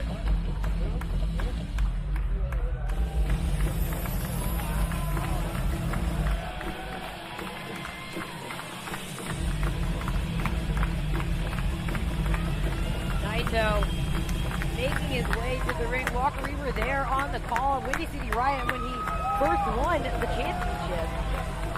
赤コートロス・インゴブルナブルスでハモ IWGP 世界ヘビー級チャンピオン108センチ102キロ内藤哲也 Or rather lost the championship. In terms of Naito having challengers on the horizon, Great-O-Khan is such an intimidating force, but is a completely different athlete than TJP.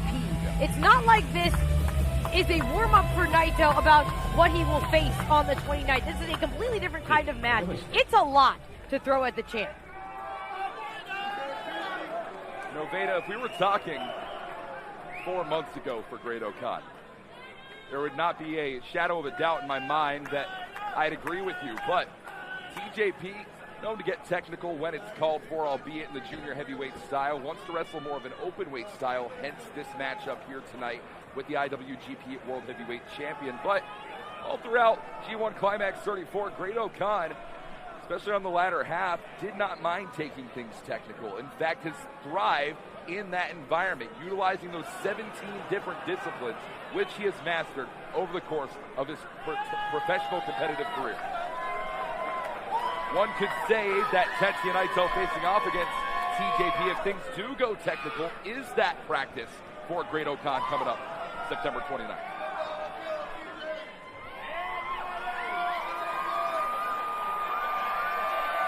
I'm sorry, I'm just waiting for Naito to take off his 17 layers. Well, Tetsuya Naito is busy taking off a pair of pants. TJP is going to be getting the jump on this matchup, and it looks like we are already getting started here tonight. Referee Taito Nakabayashi in control for this one. You need the best with one man as El Ingobernable as he is. TJP returning to our friends over at Major League Wrestling just yesterday. Taking over for Davey Boy Smith Jr. in the Opera Cup. Advanced to the semifinals. Will be in action at MLW going forward for the remainder of that tournament. That also, though, just speaks to the schedule that TJP has been keeping, which we always talk about, can be a detriment. I'd argue that. Oh, but it can also keep you sharp. Yeah, you're right about that. I'd argue that having the month off, which he did outside of G1 Climax 34, did nothing but allow for TJP to stew and brew a little bit, Veda. A little bit of frustration here from the captain of United Empire. And if there's one man that's going to bring that frustration out, it is Tetsuya Naito himself. The thing about frustration, though, is it can work for you or it can work against you. Right now, I think that impulsiveness, it's working against TJP. But it can also motivate you. That's what TJP is going to have to call on to turn this around.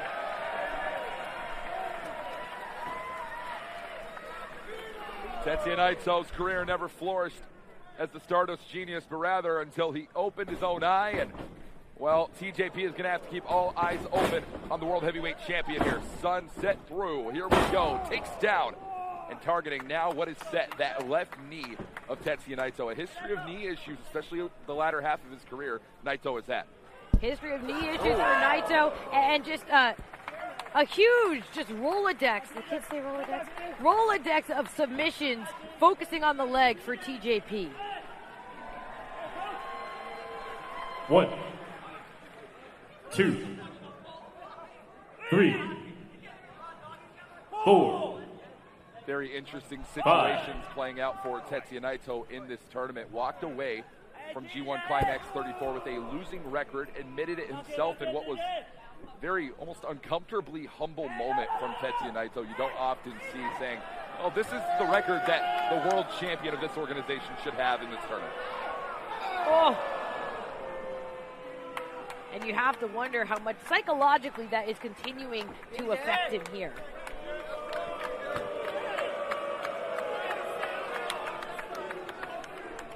TJP making the run of it, and a drive-by shot right to that left knee again.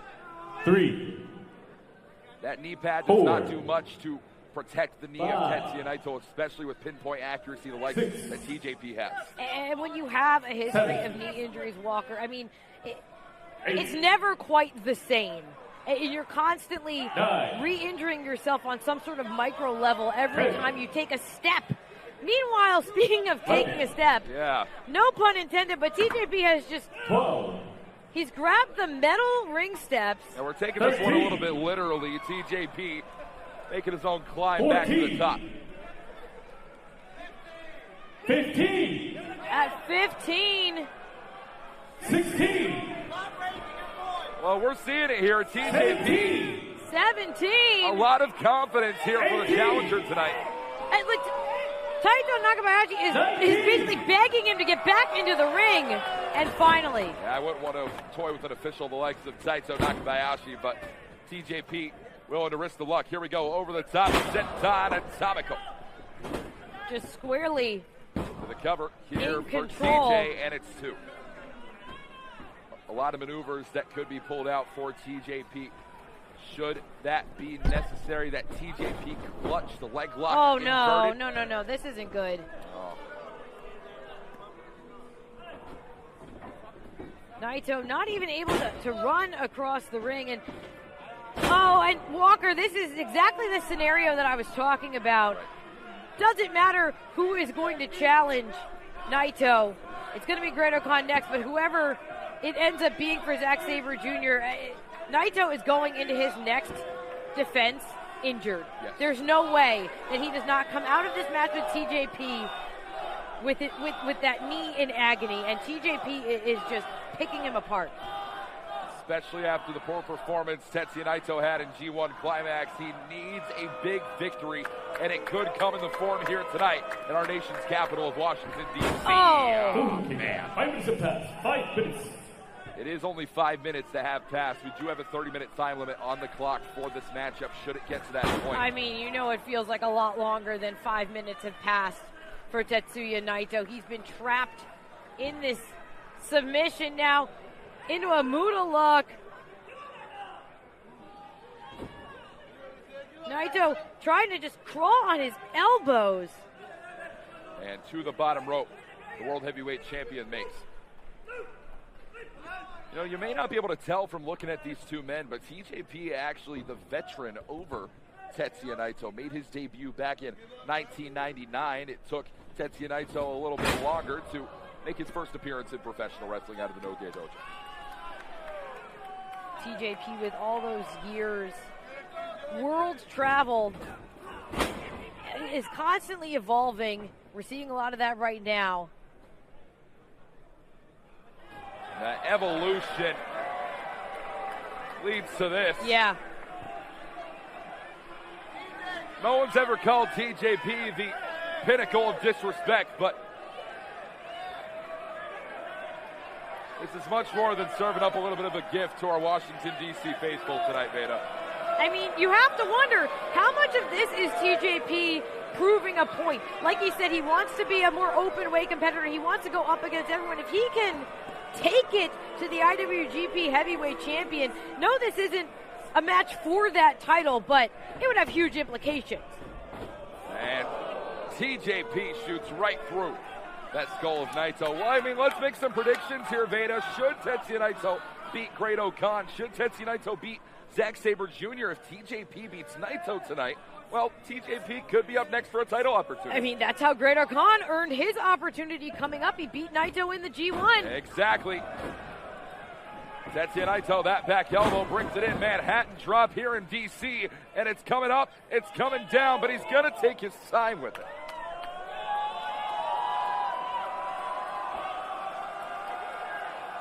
And a delayed shot cabron from Tetsuya Naito.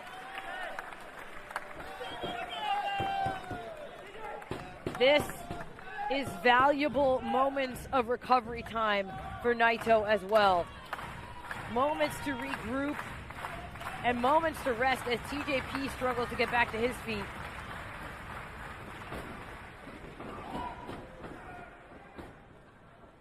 Naito now trying to keep things clean and clear. Takes Gets down with the arm drag, does TJP. Here we go. And drop kick right from behind. Oh, and right in the back of the head, too. Naito with out and in, keeping up on those feet despite the pain that is in that knee. Tetsuya Naito is staying right on that attack, and once again, we could see that delay in the neck breaker. Oh, TJP immediately clutching the back of his head. And it's Naito who will reclaim what is his here tonight.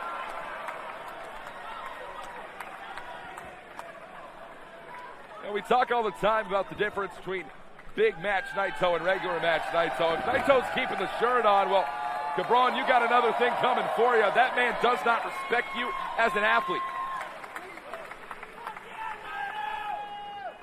Yeah, the mood has certainly shifted. Here's a cover. Yep, right here, and it's 2. And Naito back in the driver's seat. Veda, do you think that there might be a little bit of what could be considered insecurity from TJP, the captain of United Empire, trying to make his way into G1, and is one of the few members of United Empire to not be involved in G1 this year? Yeah, not involved in G1. Has to now look at, again, someone like Greater Khan, who with just several victories, but one major significant victory in the G1 has earned, a huge championship opportunity.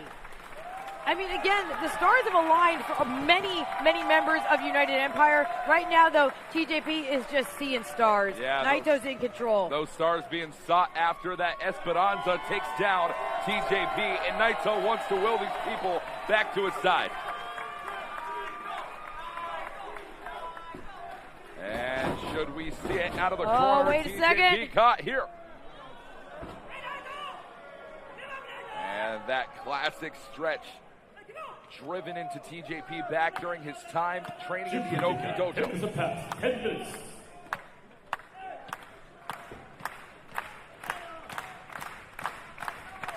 Ten minutes have elapsed. We are a third of the way from our allotted time limit. Naito so close to that middle rope. TJP saw it. He saw it just seconds too late. He wasn't able to pull Naito's hand away from the rope. TJP still holding on to the back of his neck since he came down head first. That neck breaker out of the corner, it hasn't been quite the same. And TJ looking for it. These multiple rolling hash suplexes, and would love one more to complete it. He calls it this. Bring it back up to the base, and it's the hat trick.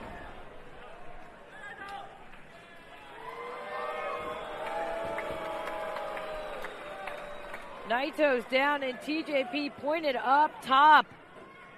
Potential that we see it here right now.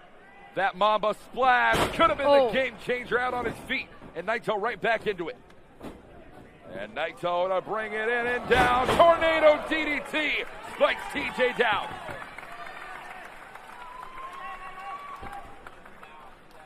Fifth match tonight could be a main event in any single arena it's in, and it's in this building here in Washington, D.C. Naito unleashing that DDT once again. Looks to be an equalizer, but now the key, this deep into such a grueling match, is someone needs to capitalize.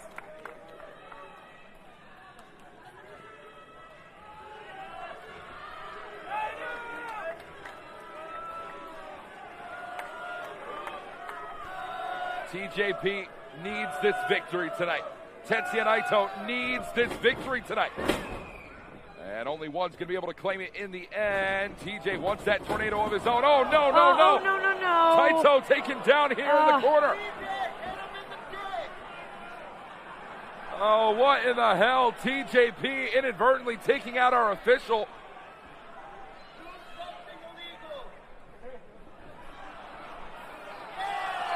And a miss in the eyes. The blood red poison. Remnants of the Aswang. Here it is. Duende knee. TJP, the cover, the victory. No. Even with the miss blinding him, Naito still kicks out. Going for that one last shot. It is the one he needs to take here. Mamba splash. Oh. And it's still not enough. Right on the attack once again. Yeah, keep in mind how much time TJP spent working over the knee of Naito. That figure four leg lock locked in right here. Tetsuya Naito so close to that bottom rope. Both men's faces adorned in blood red, and only one man will be walking out the winner. Oh, centimeters away.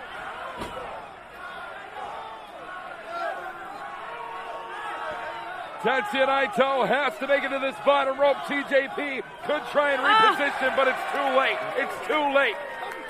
You can almost see the adrenaline surge through the body of Tetsuya Naito as he was able to grab the rope, but now I don't know how long he can ride that wave.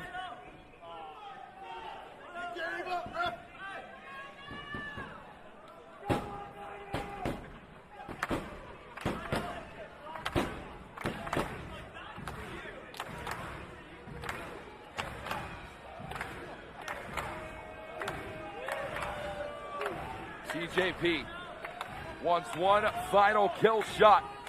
One devastating blow, a clutch dagger right to the back of the head. Oh, hold on a minute, right on the shoulders. Destino! Naito has done it again! No! A first-time singles match here tonight in Washington, D.C., and it is so close every single time.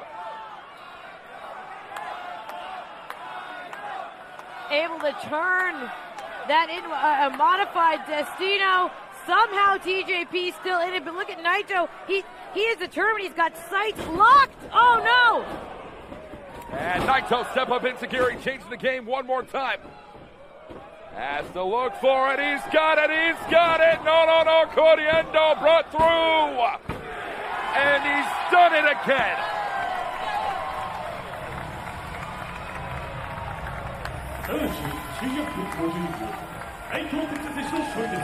That Corriendo style small package brought so many points on the board for Tetsuya Naito in G1 Climax. He sweeps one away over the captain of United Empire here tonight, and that puts him in much higher favor should he go in to that match against Great Okan on the up and up. Yeah, we know it's Great Okan next for Tetsuya Naito, but TJP, you know that he went into this match, Walker, with something to prove. Right. And he really has been showing the world why he intends to be more of an open weight wrestler, why he intends to seize these opportunities for himself. Oh. No, not Taito, anything but Taito. A little bit of mist in the eyes, Veda. It's the clearest mistake Naito could have made.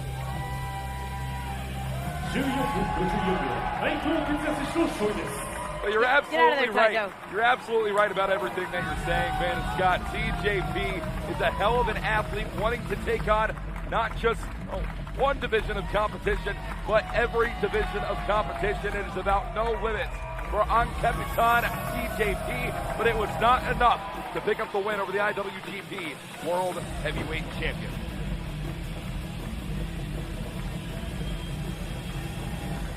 Coming up next tonight, folks, for the first time, the NJPW Strong Openweight Tag Team Championships are on the line for TMDK. Shane Hates and Mikey Nichols defend against CMLL's own Virus and Hechi Sano.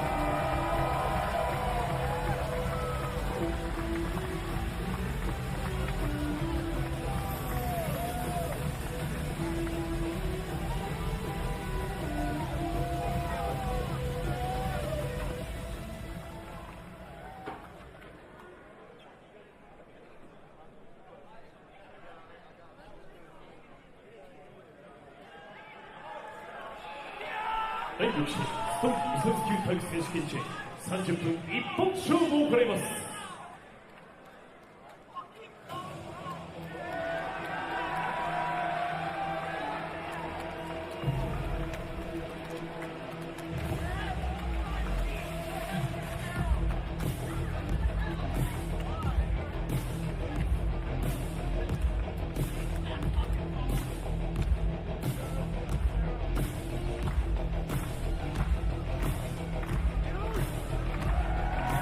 paper, a very interesting contribution Hechicero and Virus make to the strong tag team division in New Japan Pro Wrestling, but they have found success most recently at Fantasticmania USA, a victory over a different combination of TMDK and Zack Sabre Jr. and Bad Tito. Earned them an opportunity here tonight as Shane Hayes and Mike Nichols newly acquired sets of hardware. Pequeño Maestro Virus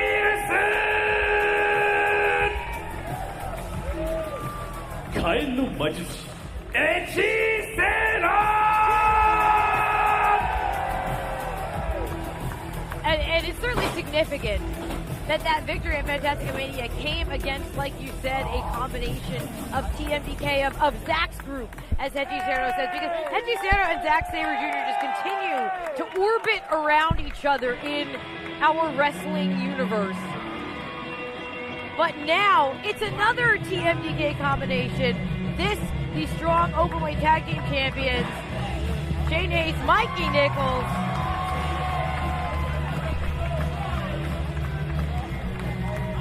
Hip gyrations aside for Shane Hayes. These two men, one of the best tag teams professional wrestling has to offer, and has proven such not just as strong openweight tag team champion, also reigning as IWGP tag team champions in Japan. A recent notion from Hiroshi Tanahashi, president of New Japan Pro Wrestling, talking about wanting to isolate the strong tag team titles to the United States. The IWGP tag team titles in Japan comes out with the blue belt on the evening. Shane Hayes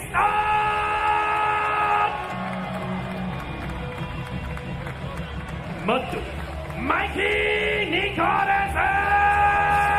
Well, Walker, it's funny that you mentioned President Tanahashi, because as we just found out a few matches before on this very broadcast, Tanahashi and Ishii, they are now the #1 contenders for the strong openweight tag team championships.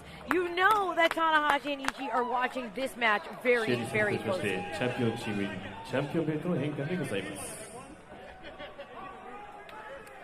Talking about it all night, Veda Scott, a night of matches happening for the very first time.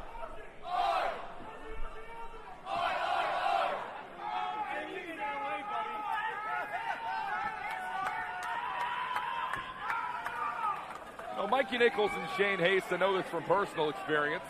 Definitely two guys that like to get rowdy, they like to have a good time, but when they get inside that ring, Veda, it's all business.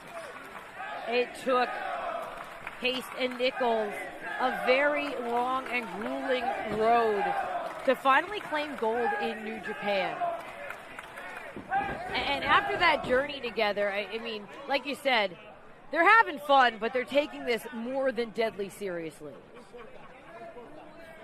This is actually the second reign for Shane Hayes and Mikey Nichols, our 9th ever New Japan Strong Openweight Tag Team Champions. A combined 112 total days, including today, as Strong Openweight Tag Team Champion. 83 days, their current reign. This is their second defense we would see on the evening.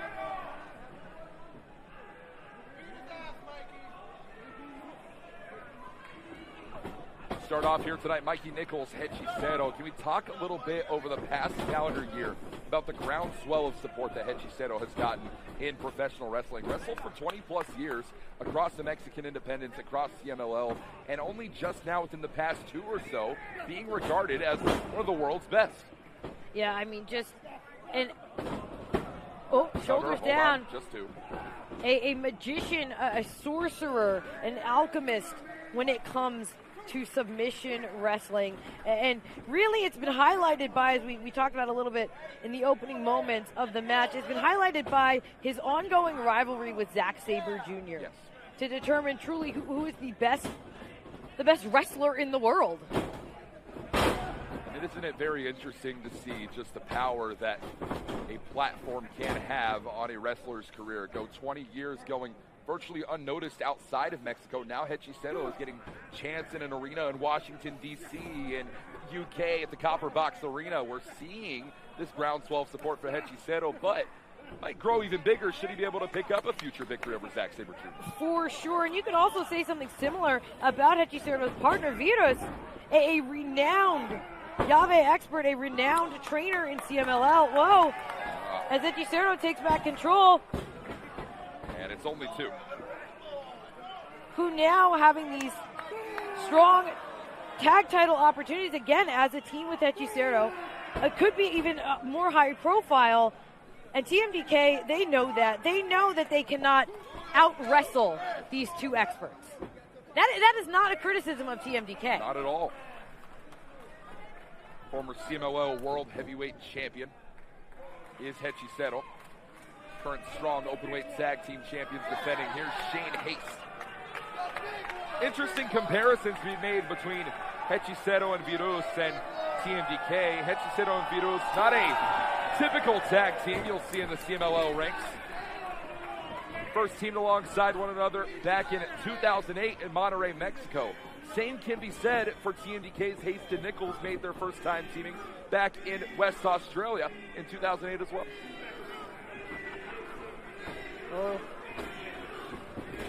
Vito's looking to take it technical here with Shane Haste. Yes, you can see it. It is obvious. There's no need to point it out. The size differential is there. But as you can see, Veda, that size difference doesn't really matter for a man like Vito. Yeah, I mean, they're both about 6 inches off the ground right now. If you can keep your opponent grounded, you can make up for so much. Cover here. Once again, it's only 2.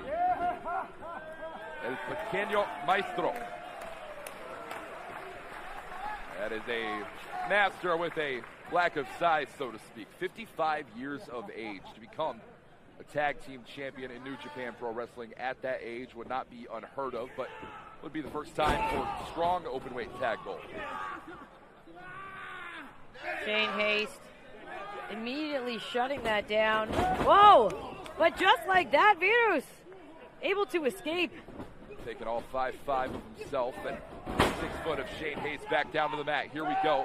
Virus once again kneeling in, applying that pressure to that left bicep. Oh, Haste is still trapped.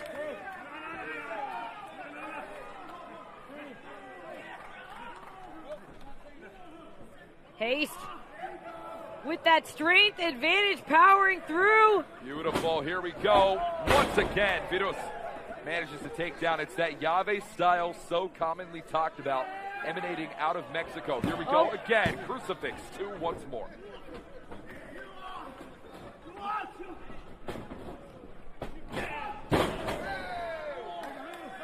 Haste feeling good now.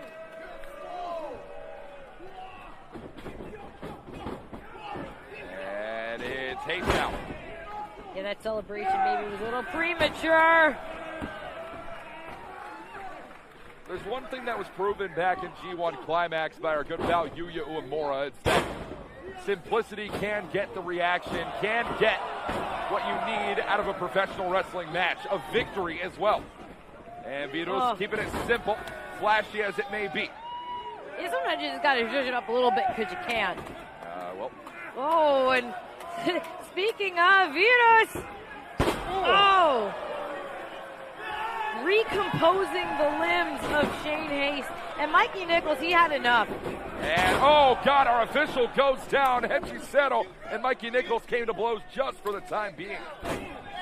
Nichols tumbles to the outside. Oh, Haste, illustrates. Oh, look at that. Tripped up. This is the beauty of a strong open-weight tag team. I mean, the communication between Haste and Nichols at times is silent. 5 minutes. And that's the thing that we need to acknowledge more than anything in this matchup. Shane Haste and Mikey Nichols have been teaming consistently since 2008. Hechicero and Virus more so have a bit of multi-man tag team experience, but nothing really beyond that. This is the start of something potentially new for Virus and Hechicero in New Japan. Right, it's a team that shows a lot of promise, but there's no way at times to counteract that almost psychic connection that a truly established tag team will have, especially when, like TMDK, they're willing to soften the rules a little. And cover here, nothing soft about that. Hard shots consistently. Another tag. Once again, here's Shane Haste back, legal man. Notice Mikey Nichols not too quick to get out of that ring. Virus is going to have to force them both into the position he wants. Oh, bam! Just like that, shut down. And Shane Haste once again in on the cover, too.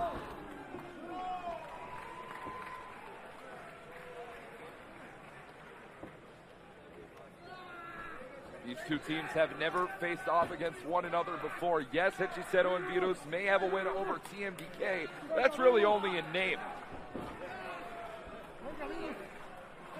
Virus trying to reposition his body, trying to change some of the leverage here, some of the pressure on the neck. But Shane Hayes is waving Mikey Nichols into the ring. And once again, the powerful displays of Shane Hayes and Mikey Nichols. I mean, he barely looked over at Mikey. Mikey knew exactly what to do. These two are locked in as there's another tag. Communication here, and that is a wishbone I would not want to be on the other side of. And we're going to see it one more time. Hard to tell who got the bigger piece. And Virus, he has been trapped in the ring, trying to get a tag.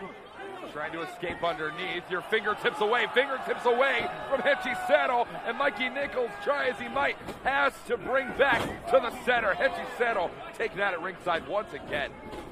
Scoops up Virus. The power of Mikey Nichols. Cover here for Nichols once more for the titles. 2.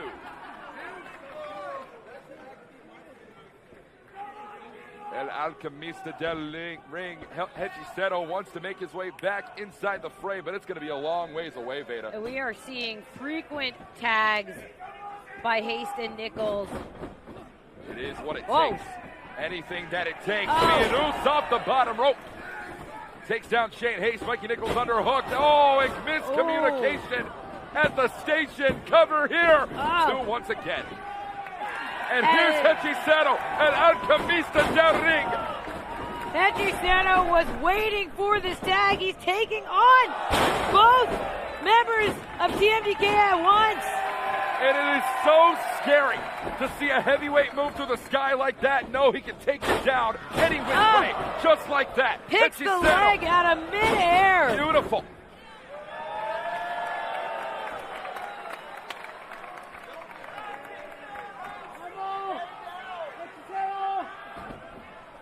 Hechisero takes it down, brings it in, crucifix through, innovative, leg hook brought right back through into the submission. I love that. Recognized that it wasn't going to work on the pinning attempt, brought it technical instead.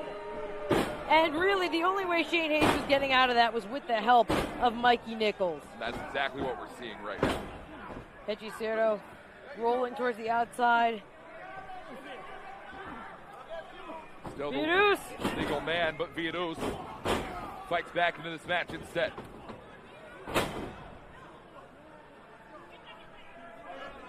Again, Hayes and Nichols, and never in a hurry for one to leave the ring. Wait a minute.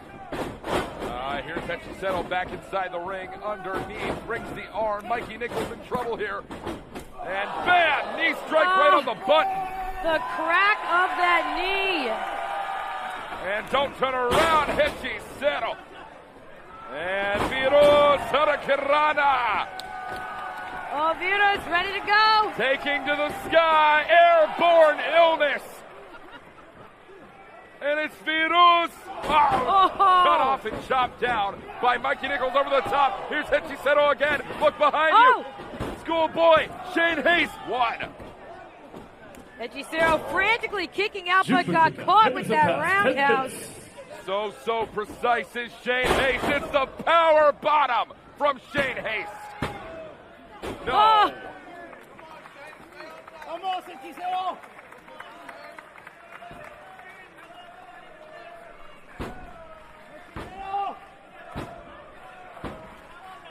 Hechisero trying to regroup, but Shane Hayes is up first.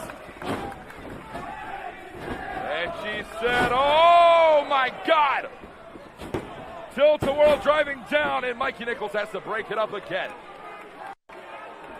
Once again, Nichols, the difference maker for his team, keeps the match going. Veda, we're in a constant state of perpetual motion here.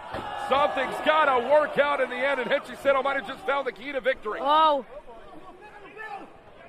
Looking to dump Mikey Nichols over the top. No, holds on. Changes trajectory, and Nichols is out. That leaves Shane Hayes. But look, he snatches up Virus. Sends him into the corner. Virus out of the way. Oh! Another tag. Oh, and Viro's signature takes down again. Oh. And it's only 2. Good Lord have mercy. For 2 men who do not team alongside each other often in CMLL, they are making things work for themselves here tonight, Veda. Yeah, this would be a massive victory. Maybe even call it an upset as not an established team, and it could happen here. And it might, it very well might. Oh, man. A Tonquez buster from Virus and Hechicero. Dragging Haste back into position.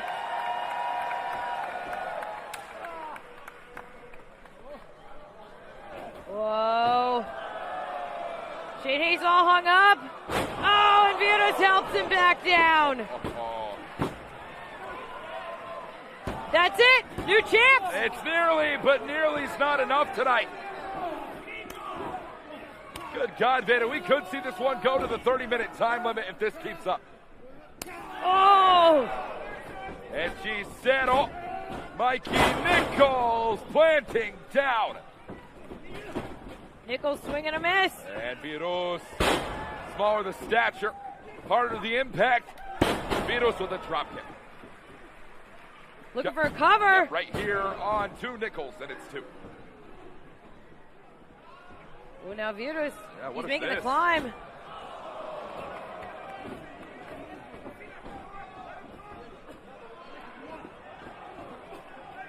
Oh, wait a minute. We haven't seen it all match. It's here. Tank Buster connects. Shane Haste, the cover for the titles. And another defense for the record of TMDK. Speaking of defense, Mikey Nichols was playing defense there. He kept Hechicero. You can see him there on the side of the ring. Kept Hechicero from breaking that up. And it was that unspoken communication, that cohesiveness, that teamwork between Haste and Nichols that proves the difference maker once again. They're still holding on to the strong openweight tag team championship. An incredible effort from Hechicero and Virus. Hearts and hands alike have to go out. Conseil Mundial de Lucha Libre is best, but the best remains champion, and the best stand atop of the tag team division, not just in Japan, but here in our nation's capital in the United States as well. Shane Haste, Mikey Nichols, what a war.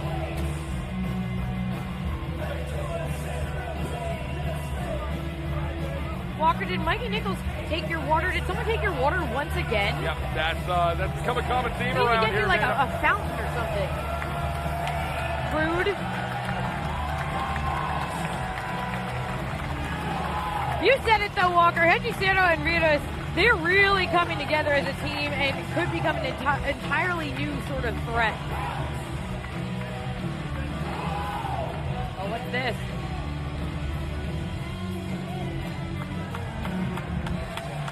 And when respect is deserved, it should be given, and TMDK showing that respect here tonight. Hechicero and Virus proved a lot here. Even at the age of 55, Virus can continue to produce better and better results every single time. The results were not on his side on this instant. But I gotta say, Veda, for our friends at Consejo Mundial de Lucha Libre on YouTube, you can check out more stars of CMLL like Hechicero, like Virus, like Titan, like many others. Hell, Yoda Suji just competed in the Grand Prix International just a week ago in CMLL. And we invite you, please go check out the Fan Leyenda tier, all the tiers, YouTube subscriptions galore. Of course, CMLL's own, but what a victory here tonight for Shane Haste and Mikey Nichols. Hold on a second. Wait. Well, we thought the Ace of the Universe might be on a jet back to his office in the No Japan Pro Wrestling studios. But Hiroshi Tanahashi and Tomohiro Ishii, remember it early on, Veda, won that three-way match to become #1 contender for the Strong Openweight Tag Team Championship. So is this what it looks like, Walker? Are they calling their shot now?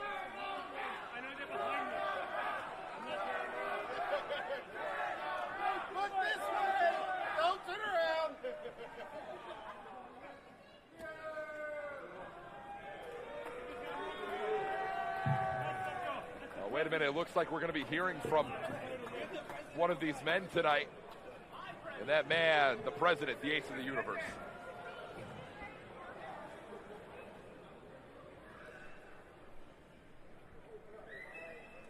Ishii-san, Tanahashi, we challenge you, Royal Quest. What? President says so. Hey! If there's anyone who can make a match around here, it is Hiroshi Tanahashi challenging. Well, mate, where we're from, we don't have a president, we got a prime minister.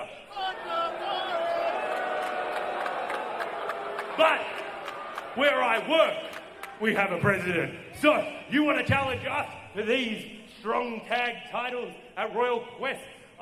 It is October 20th, or as we say, the 20th of October. It makes more sense. It really does, though. It really does. We don't kneel and we don't back down, so you are on. Well, normally Walker, we have to wait to find out if it's official, but the president says it's official, and it's going down at Royal Quest. No words necessary, as always, for Tomohiro Ishii and Mikey Nichols. Shane Hayes and Hiroshi Tanahashi doing the talking. One makes the challenge, the other accepts it. It is official for Royal Quest 4 live in London, England. The Strong Openweight Tag Team Championship will be on the line. Hiroshi Tanahashi and Tomohiro Ishii takes on TMDK on October 20th. What a match! And hold on. Mikey Nichols and Tomohiro Ishii are two beasts that are very difficult to contain, but we're going to have to save that matchup for October 20th.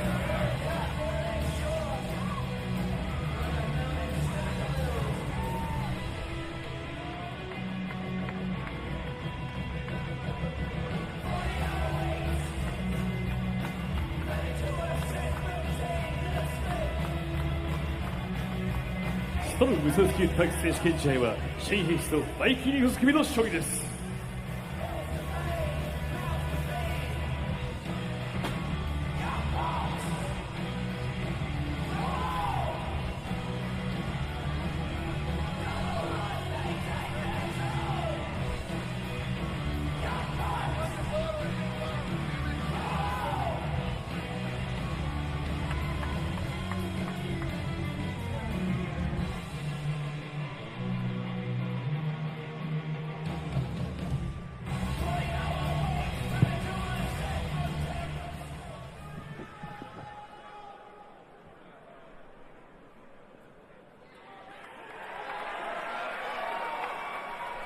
第7試合スペシャルシングルマッチ60分一本勝負を行います。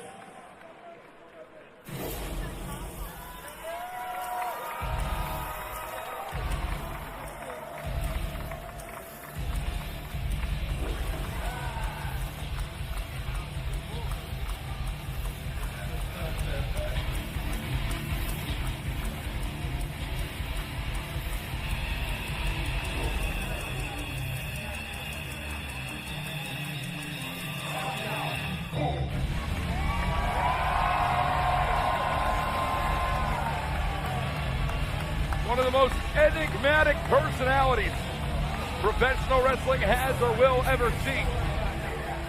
Hiromu Takahashi has not come alone tonight.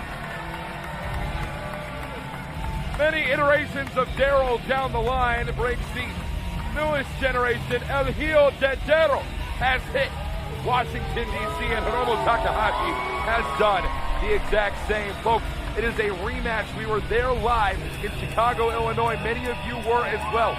Windy City Riot 24 saw the first meeting between Mustafa Ali and Hiromu Takahashi. Hiromu on the losing end of that matchup tonight. An opportunity to get the win back.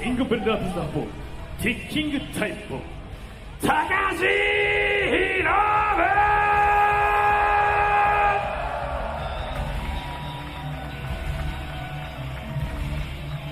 Yeah, we were there in Chicago for that first time ever match. But it was Hiromu who made the challenge for this particular match. A challenge that was accepted by Mustafa Ali, but on one condition. If Mustafa Ali wins this match, Hiromu has to acknowledge him publicly as the best junior heavyweight in the world. I mean, a lot of people say that's Hiromu Takahashi. The debate is a hard one to have. Hiromu Takahashi or Mustafa Ali, yes, two of the best junior heavyweights in the world. They're definitely involved in the conversation, Ali especially in Western eyes. However, I mean, let's talk about it, Veda. We held an entire tournament leading to Dominion to determine the best of the Super Junior, that being El Desperado, the current IWGP Junior Heavyweight Championship holder. The top junior title in pro wrestling currently belongs to Doki. 青コーナー178センチ83キロ Mustafa Ali!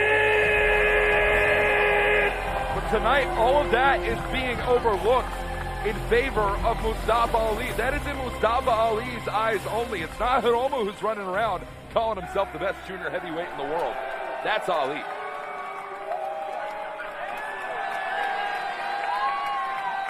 Perhaps it is the man who wears the coat.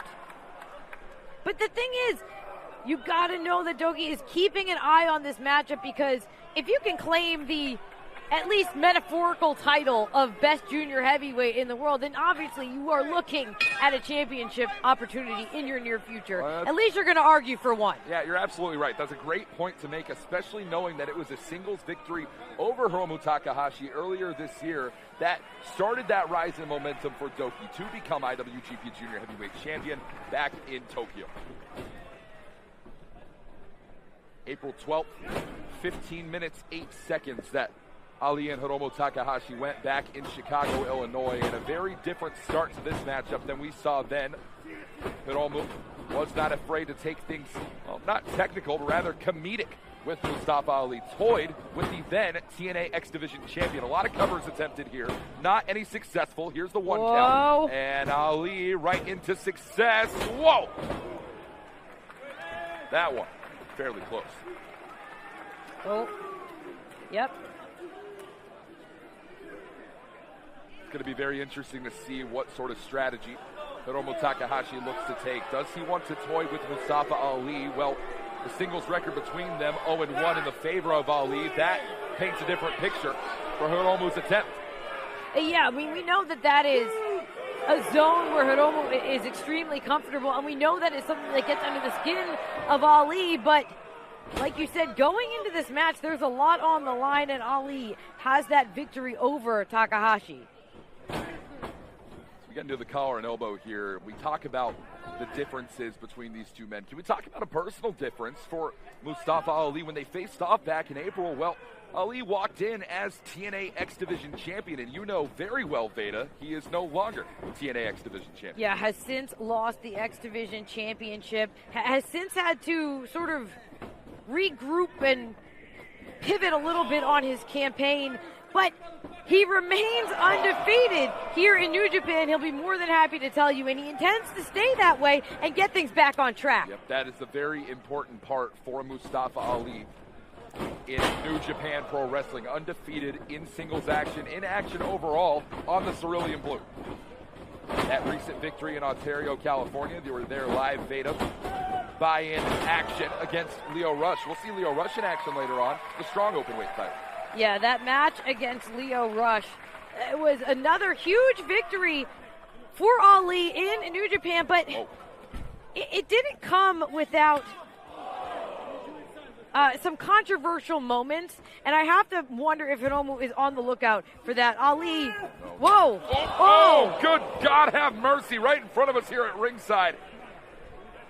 And Mustafa Ali, that was a hard crash into that squared off turnbuckle post. Yeah, Ali may not have the opportunity to bend the rules because that might have taken him out right there. Look, he's holding onto his mouth.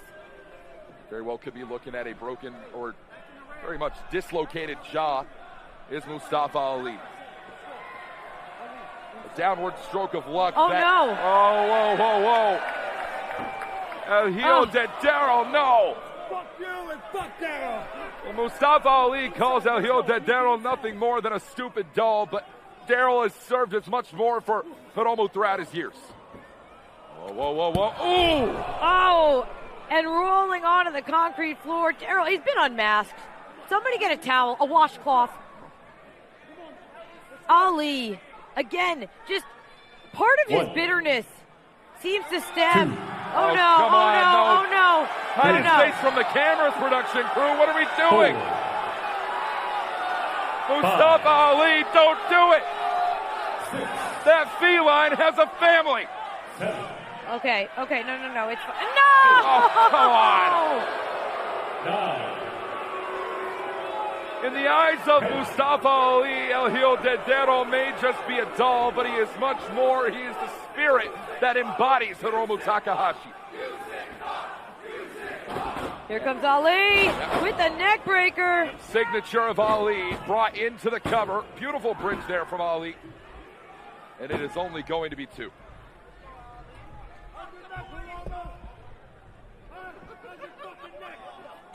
And right there, Ali, he said it. He is targeting the neck of Hiromu Takahashi, and Walker, we all know the history there. Yeah, the way that Hiromu Takahashi's neck was injured back at the Cow Palace years ago by none other than Dragon Lee. That neck injury is one that continues to set heavily on the mind of Hiromu Takahashi. Despite all the success which he has had, Ali has to know about the damage that's been done. Oh, and Takahashi trying to come back here. Oh.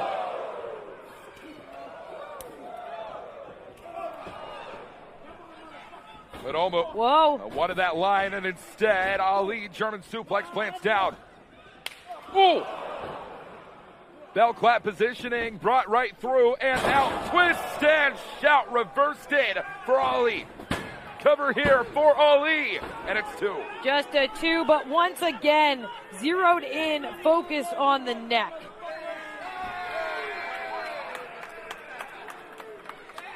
It's very evident at this point in the match, Veda, that Mustafa Ali walked in with a game plan. Did not want people walking away from the entertainment and sports arena in D.C. thinking, well, that win back in Chicago was a fluke.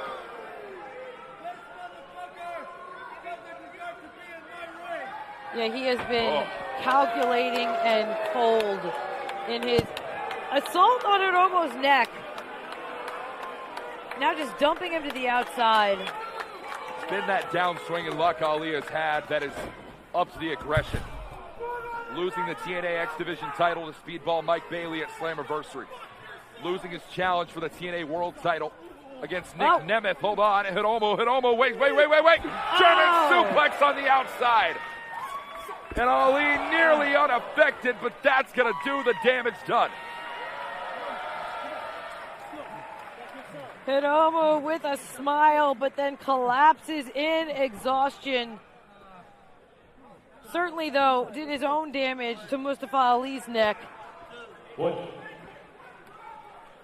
2, 3, 4, 5, 6, 7. Oh no! He just realized. 9. We're bringing it back inside the ring now. The remnants of El Hijo de Daryl Jr. that remain. If I win, you must call me the best junior heavyweight wrestler in the world today. Whoa! Those are the words of Mustafa Ali, and those may be the words altered just a little bit for Hiromu Takahashi to say Hiromu-chan bomber in the corner. Here we go, slides through, drop kick, plants Ali down. Into the cover down. here for Hiromu, and it's 2. Relatively quiet August for Mustafa Ali leads to a lot of noise being made at the tail end. Hiromu again is feeling out his neck as he gets back to his feet.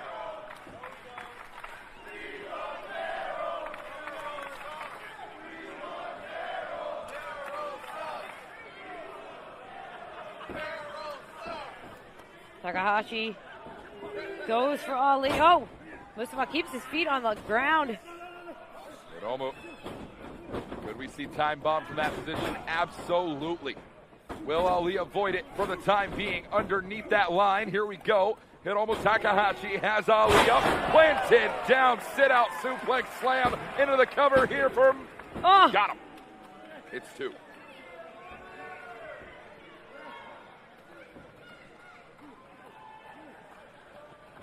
Hiromu back on his feet. Ali kicked out, but you can see he is hurting.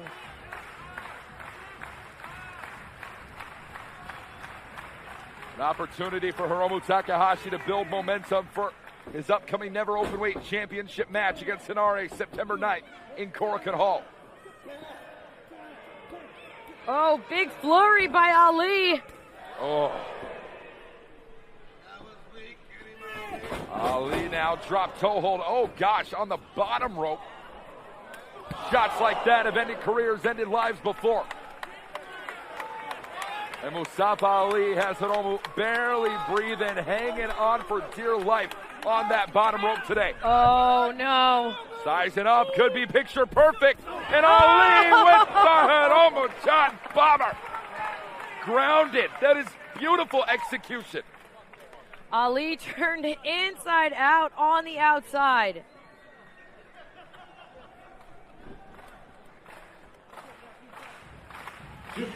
Inside out, outside in. Everyone's going a direction. One of these two men's direction will be up in the end. 3, 4. Oh, wait a minute. Hey, I don't think we can do this. Taking things out into the audience tonight. And no!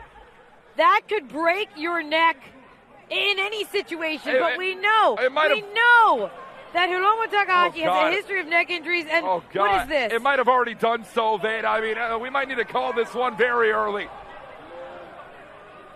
Hiromu Takahashi, the damage that's been done. Ali outside in. Oh my God!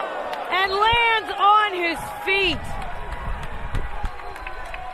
You want to call yourself the best junior heavyweight wrestler in the world? That is a hell of a claim.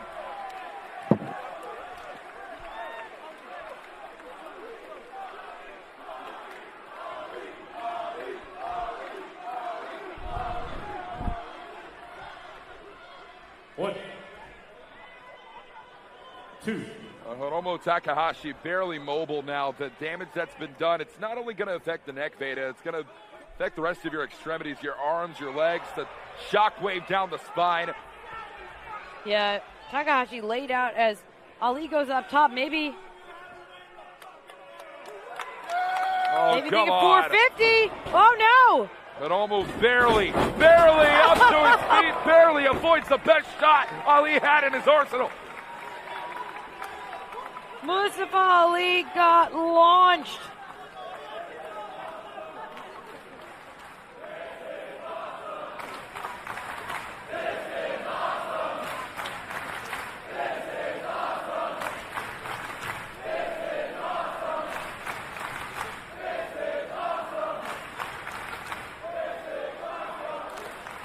Both men refusing to go down at this point in time. We have a special 60-minute time limit on this matchup, and by God, if this one went the distance, it's going down for match of the year. Crawling on their hands and knees to the center of the ring.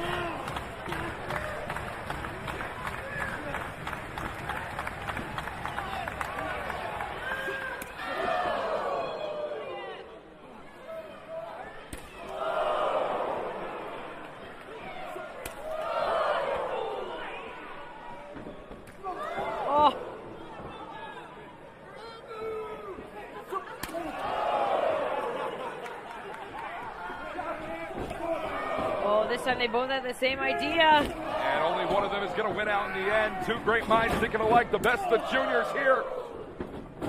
Ali off the ropes. Hiromu misdirection. And the Enziguri got him.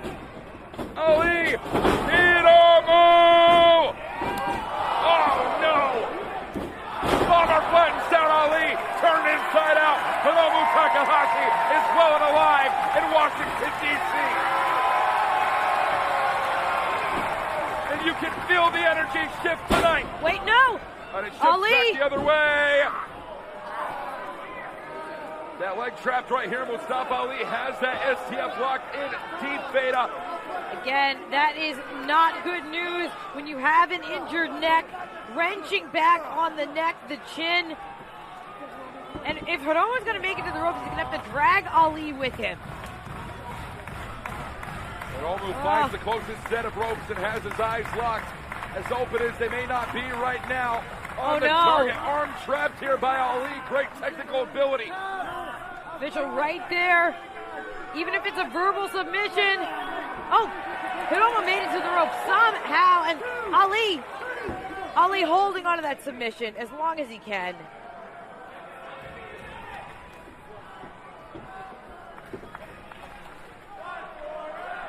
I'd rather not. Shut the fuck up. You're wearing a DX shirt? You fucking mark, sit down.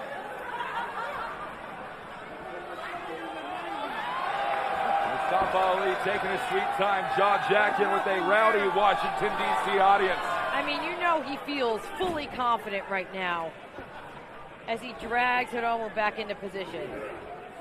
Now powerbomb positioning. Hiromu Takahashi finds safety on that middle rope, but how long might it last? Survey says not for much. Head tucked in the corner, drop kick. Hiromu Takahashi's neck feeling the entirety of the brunt. Oh, but Ali, he's not done yet. Gory's out here. Oh, just stretching Hiromu Takahashi all the way back, Beta. You know how this feels. And then slammed face first into the canvas. That's it. No. Our official's hand just millimeters above the canvas.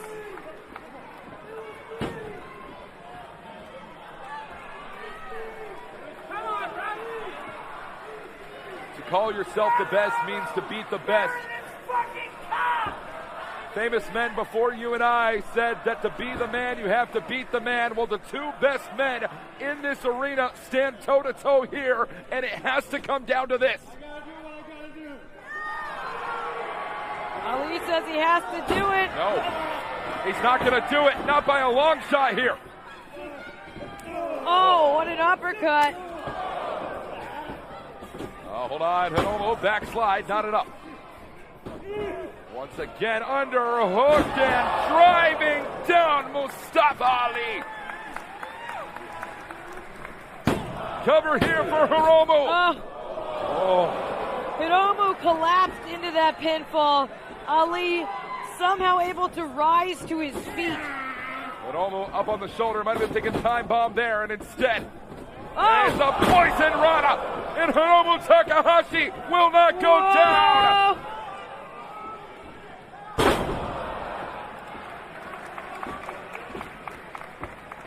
And again, the confidence just radiates off the body of Mustafa Ali. He has Hiromu down. He is making the climb once again. This match going beyond their 15-minute match in Chicago. It's a 450 split. No. Beautiful 450 right onto the knees. Hiromu rolling through. Takahashi may do it here. Hiromu Takahashi has defeated Mustafa Ali.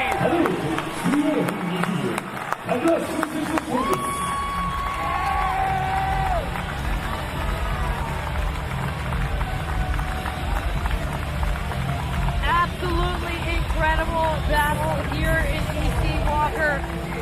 No physical championships on the line. No titles to walk out with. This was all about pride and about potentially humiliating your opponent.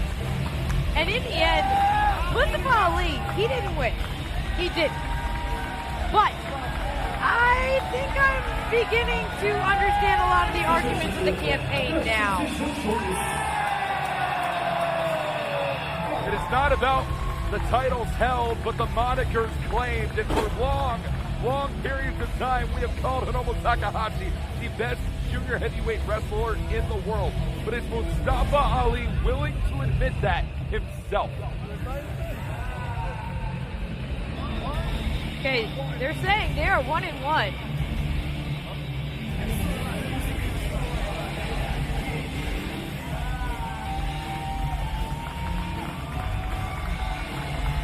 Wrestling fans, you're going to want to stay tuned to post-match comments from this one. Mustafa Ali, always a man with something to say to further the political agenda.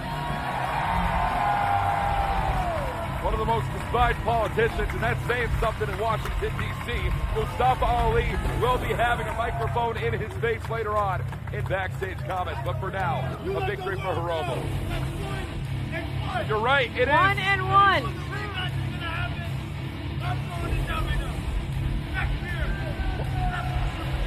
Whoa! Did anybody overhear that? All right, Mustafa Ali just came over to our broadcast table and he said they're 1-1. He's calling for that rematch, that rubber match. He's calling it for next year, Best of Super Juniors. Did Mustafa Ali just enter himself in? I don't know, but we got a whole lot more for you, including the Strong Openweight Championship. That is coming up next. Leo Rush takes on Gabe Kidd right here in D.C. Me in the eyes, you see all the demons that you need to beat, bro. I have dreams of returning to Japan. And in those dreams, I see myself as champion.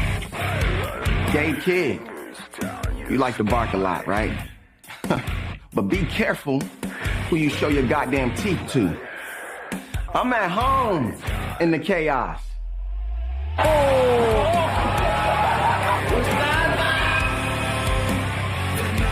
To call me out in my city, in front of my people? You must be a madman for real. I do like to bark, man. I'm a real war dog. For a match where you're gonna get your ass beat for it, however long I want it to happen, and then you're gonna get beat in front of all your friends and family. How about that? Yeah. And I'm gonna beat you up and piss on you like a puppet. My city, there's gonna be a New Japan Pro Wrestling Strong Openweight Champion. And his name? Leo Rush. I want to set a good example for them. I want to show the wrestling world that this is never going to leave my side. This is never going to leave the madman.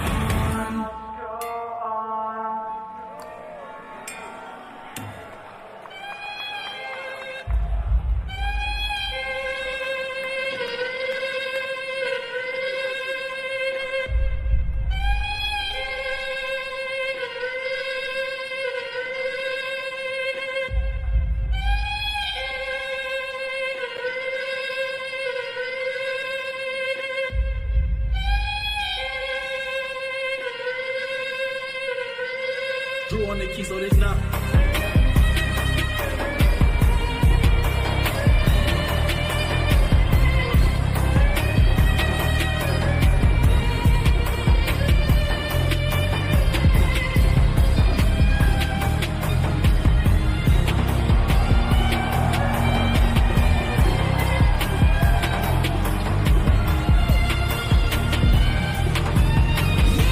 My heart is black, yeah.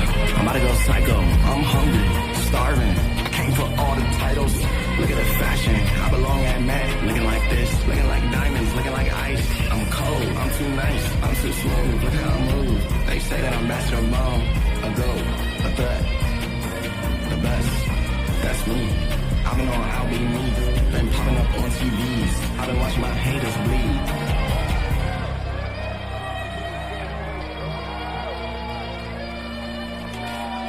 I'm shining, been grinding. Don't think I did it alone. Got the DMV and the great family behind me. It's feeling like home. For real, I came for the throne. Everything that you own, I'm gonna pick up the phone. 一度ございます。赤くシャリキレオラッシェ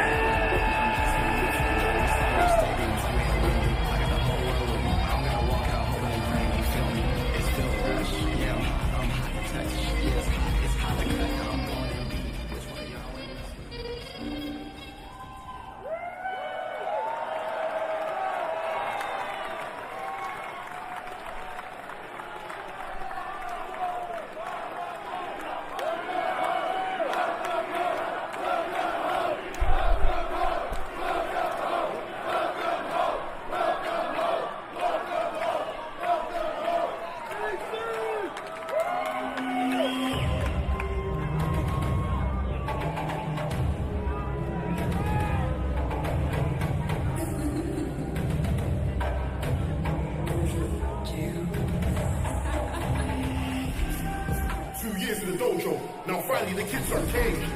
From the older 115 where I grew up, saw nothing but pain. I'm bracing, you might get stepped up in the act. I put a man in his place. You can be in LA, London or Tokyo. Know that the game ain't messing with game. You're evil with me or against me. Tombstones and the man to the cemetery. Few texts now they feel like they're telling me. I'll be waiting for your life to be referee. I'm surrounded by lies, there's no any time I can say it off.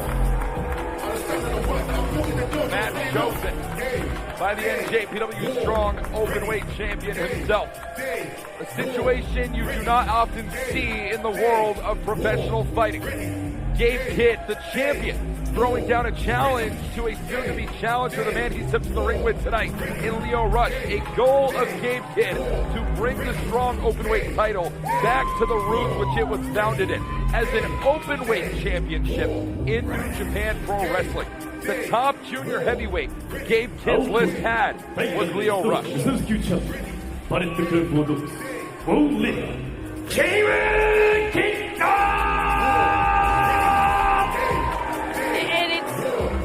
interesting to me, and I was thinking this as I was sitting in San Jose at Fantastic Mania. Gabe Kidd calls out Lio Rush, calls him out for Capital Collision in DC. This is Lio Rush's hometown area. He has friends and family in the crowd. Gabe Kidd knew that he was going to be walking in to extremely hostile territory, and he set it up that way. But isn't that Gabe Kidd's MO, Veda? A man who sets himself up for danger, knowing that it is a place that he thrives within. The same situation he set himself up in against Eddie Kingston back at Resurgence in Ontario, the night he became Strong Openweight Champion. At the same time, we've seen out of Lio Rush that there are layers to Lio. There are things that lie beneath, and sometimes they come out when they're pushed too hard. That's something Gabe Kidd, I think, needs to watch out for.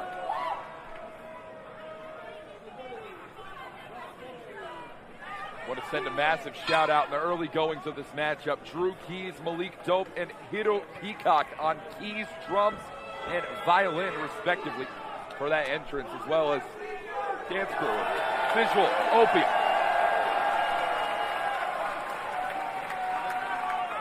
Talk about friends and family being in attendance for Lio Rush. Those are 4 names that Lio Rush has specifically brought out to accompany him to ringside, to accompany him in the musical department. Yeah, I mean, especially when you're someone like Lio who literally travels the world.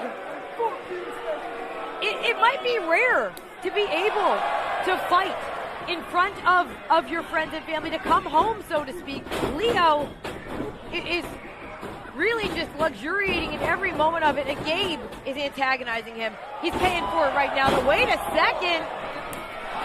And this is a matchup that you can expect. So many people walk into championship matches with expectations, Veda, and the ones for this are simple. Lio Rush is going to keep this one quick. Gabe Kidd is going to strike and dodge as quickly as possible, but some things cannot be avoided. Just like this, Lio Rush, tope suicida, and he's not done. Rush almost clearing the guardrail. Watch it one more time. Here we go. Lio Rush, Lope Suicida.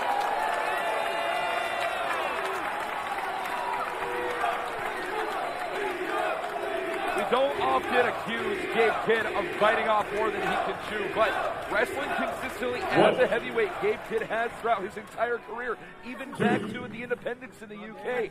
Has he faced a junior force, the likes of Lio Rush before? Lio Rush is he's really a hybrid fighter is the best way to describe him. He combines so many different disciplines, so much unique offense. Gabe Kidd, I'm sure, would struggle to prepare for that if he didn't have the ability to just pick you up and chunk you onto the apron. Yes. He can do that too.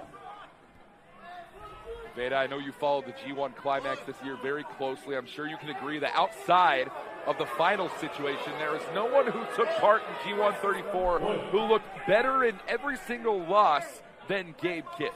Yeah, I mean, if you were to just compile a highlight, whoa. That's the dangers of being the smaller man in an ass-kicking contest. If you were going to compile just clips from Gabe Kidd's G1 Climax 1 run, you wouldn't realize that it was kind of a mixed bag, wins and losses for him, and yet somehow he was still completely dominant. Now has the crowd here in the palm of his hands.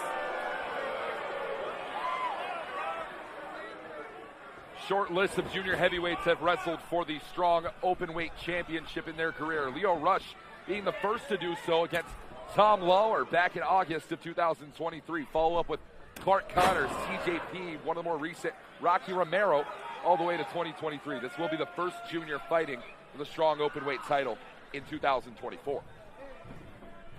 And we could see many more bouts with juniors, especially if Lio Rush reigns as openweight champion by the end of this matchup. Oh, and right now it's looking good for Lio. Keeping it quick on the pace. That is exactly what he has to do. Try and throw Kidd off his game plan. Got him with the rebound kick.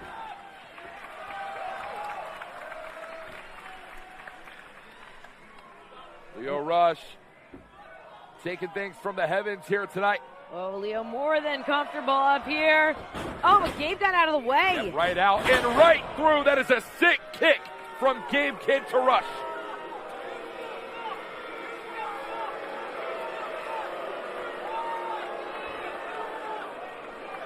Throughout the early goings of G1 Climax, there was our pals over at the Japanese broadcast booth who started referring to Gabe Kidd as a bit of a dark hero. And well, cover here, only two. We are not seeing much heroin activity out of Gabe Kidd tonight.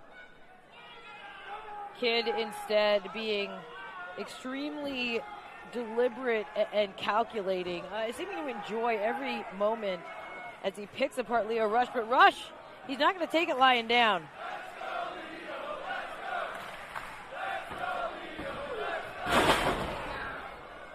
That bull strength out of Gabe Kidd immediately silences an audience. And Lio Rush being the smaller of these two men, it's affecting him. Cover here for Kidd, and it's only two. Size difference, 6'2", 220 is Kidd on the tail of the tape. 5'6", 159 pounds. That is nearly a 70-pound weight difference for Lio Rush. But let's keep in mind, for someone like Lio Rush, he's used to being the smaller dog, no pun intended, in the fight. He's used to being in situations where he can't count on size, he can't count on strength, he needs to count on speed and agility if Gabe Kidd leaves him an opening. Toki no Hito, man of the hour, Lio Rush. Man of the city, man of DC. Oh. Cover, and it's one again.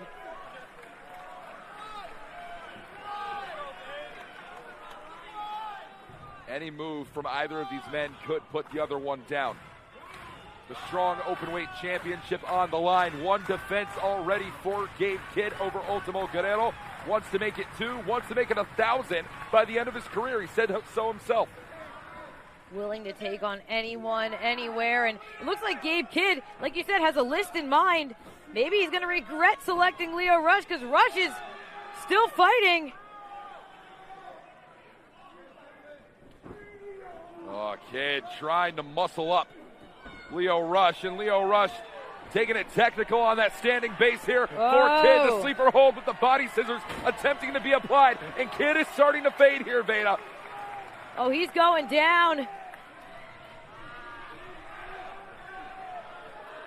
Gabe Kidd might have stood inside a ring to challenge Lio Rush in San Jose, but he is fading right here. Hold on. Whoa! Spoke too soon. Driven back into the corner again.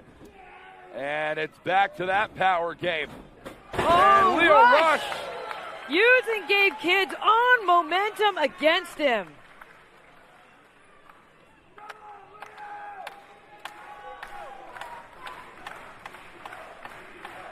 We've been exposed to the black heart variation of Lio Rush before. That is not what we see, but we see the remnants of it. Like when you shine a UV light on the human soul, that is the black heart. That is Lio Rush, but it is the true Lio Rush that we get here for strong openweight title action. Oh! Shot after shot by Rush. And now Rush slides right through, misdirection, avoided, wanted that cutter, and instead, not enough. Oh, rapid fire strikes here from Lio Rush. Chaos is own. Rush wants that ticket back to Japan. Rush, oh, nearly a stunner, not enough. Inverted suplex for Kidd. Whoa, and Rush got out of the way. This is that quickness. This is where he can seal the deal. Lio Rush now, Falcon Arrow. He did the deal. Cover 2. Rush getting all of that pinfall, hooking the leg, dragging Gabe Kidd back on his shoulders, and still Kidd kicks out.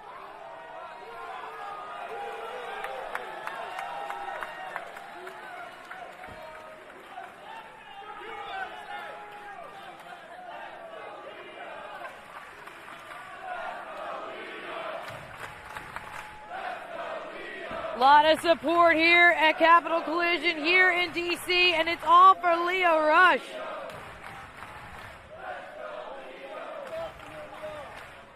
Lio Rush looking to take this one to the sky. Could be thinking the final hour. It's the split leg frog splash, but Gabe Kidd knows just how debilitating that maneuver would be for him right here now.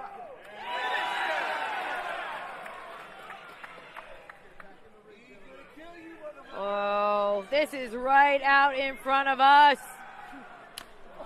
Oh, the crack. Oh, no.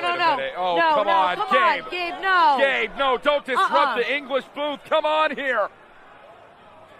Keep in mind what he did to Eddie Kingston on the guardrail. It's hard to forget. We'll never forget it. Oh, good God, have mercy. Lio Rush just saved his career right there. Oh, Insagiri takes down the strong openweight champion.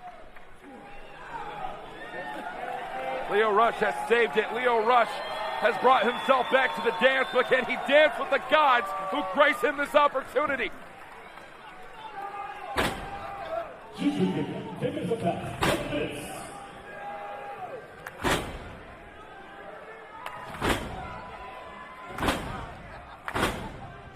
Oh, Gabe Kidd, he was out on his feet and got caught.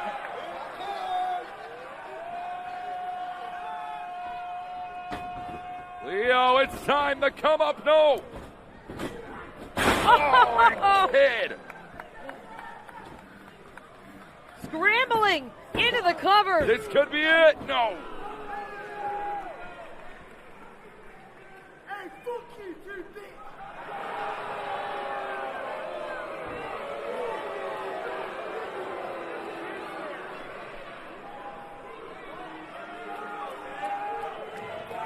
Fresh off a victory over Donovan Dijak at Rev Pro's 12-year anniversary. The momentum fully in the corner of the strong openweight champion heading in and remaining as such right now. Oh, what is this? Oh, choking Lio on the top rope. Good Lord. Lio needed that base and he couldn't find it.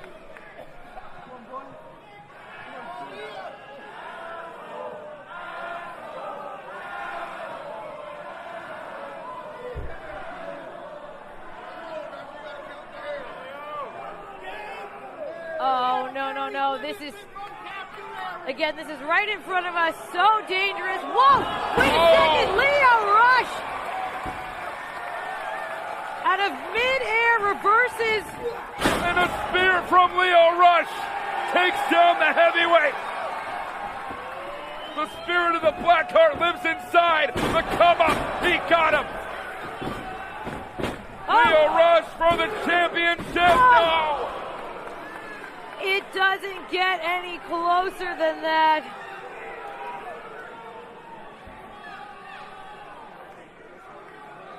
This is our semi-main event in the evening. You can say it all up and down the card. A main event in any arena. Tonight's the arena. Tonight's the night.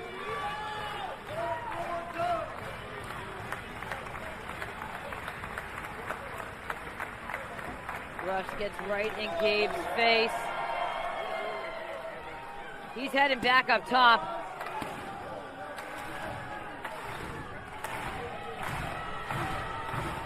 Lio Rush feeling it now, feeling good about his chances, but no! Suddenly, Gabe Kidd springs to his feet. See how quickly Gabe Kidd can turn the tide of a match in his favor. It is a specialty of his own, and Lio Rush can match it just the same. But it's not going to come in the power department.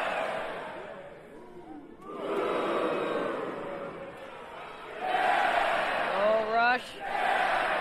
Maybe with an advantage here. Oh, God, that headbutt was sickening. Gabe Kidd, what is this? Oh, they're going all the way to the top rope. Wait a minute, belly to belly from the heavens. Lio Rush almost tossed out of the ring, but now Gabe has to crawl to him to try to get a pinfall. And scratch into it, he does. The title, no. Gabe Kidd hurled Lio Rush so far it took too long to get there to pin him.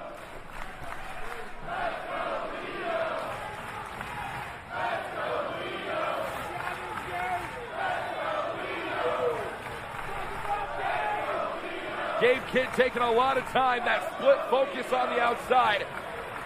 He's embroiled with something with our audience, but also now embroiled with something underneath the ring. All What's right, Gabe Kidd doing here? He's got a chair. No. I saw this in his defense against Ultimo Guerrero at Fantastica Mania. I mean, every match of Gabe Kidd's degenerates into a fight like this. And referee Adam Galt trying to protect the sanctity of this one. No! It was an inadvertent shot. Lio Rush taking it to the top. Lio Rush, it's time. Final hour. Lio clutching his ribs, crawling into the cover. He's going to do it. The clock strikes tonight for Lio Rush. No.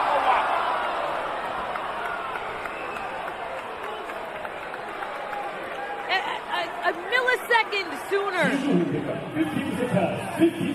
15 minutes past, and a millisecond sooner to that pinfall, Lio Rush would be the strong openweight champion. We know that. Everyone here knows it. Gabe Kidd knows it, and maybe most devastatingly, Lio Rush knows it.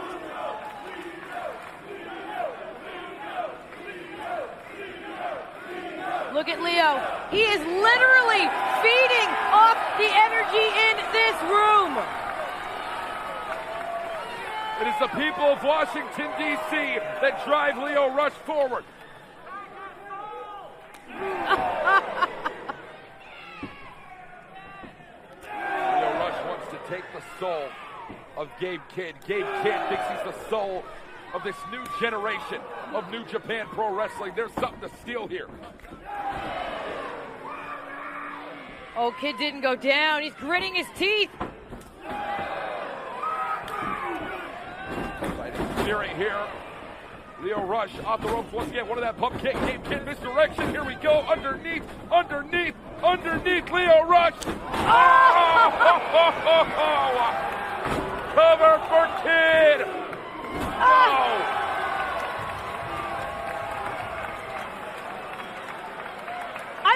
Lio Rush, I don't understand how his head is still attached to his body. He's bleeding from the temple. Bleeding up the side of the skull. Oh, this is dangerous. This is dangerous right here. Gabe Kidd put his knee pad down. Like a halo of destruction around Lio Rush. The blood is seeping. Kidd is perched up.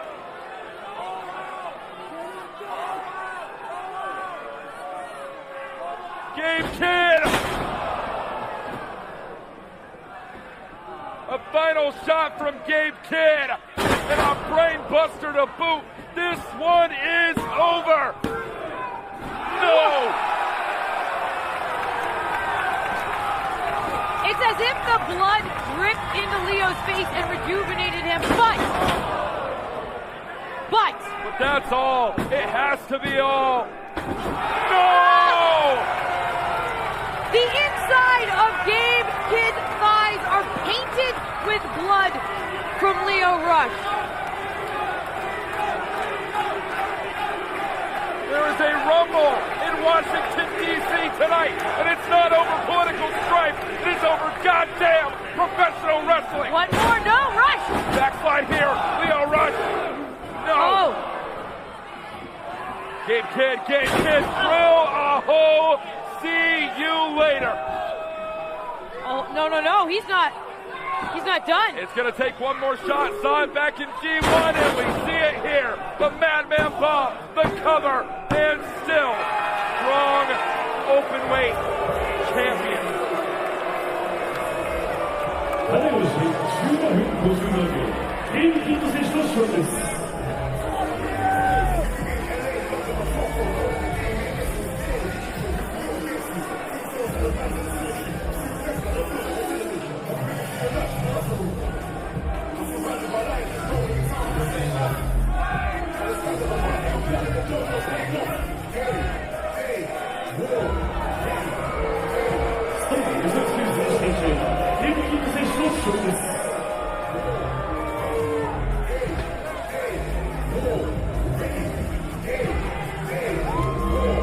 Gabe Kidd with another successful defense of the Strong Openweight Championship.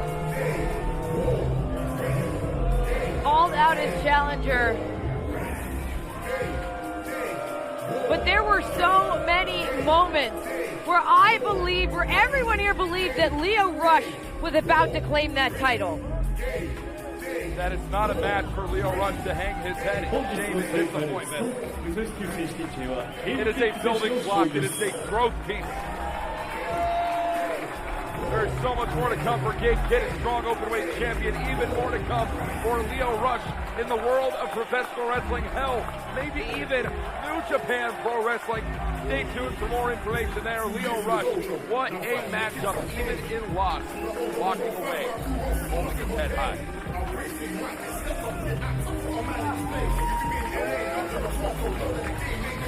More to come for Lio. More to come for Gabe Kidd.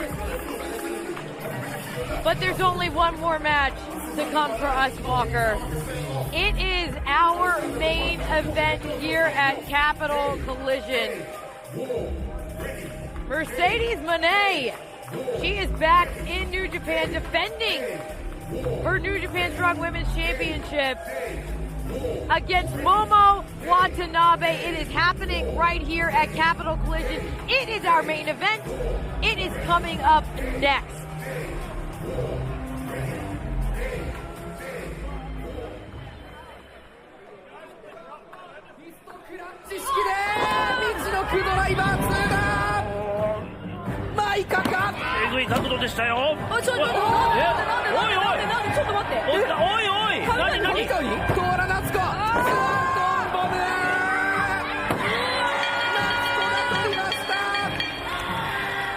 私、俺の前でやり残したことねえんだわ。解散。このメンツで新ユニットヘイトの誕生だ。このクソみたいな団体を乗っ取って女子プロレス界ナンバーワンヒールになる。ゴッツアイジエンド。今日はお前を泣かせに来たんだよ。永遠にさようなら。まあ言ったらね、そう、ベルト取るためには手段を選ばないって。で、全制覇してこんな本物トロフィー作るような会社全部終わらせてやるよ。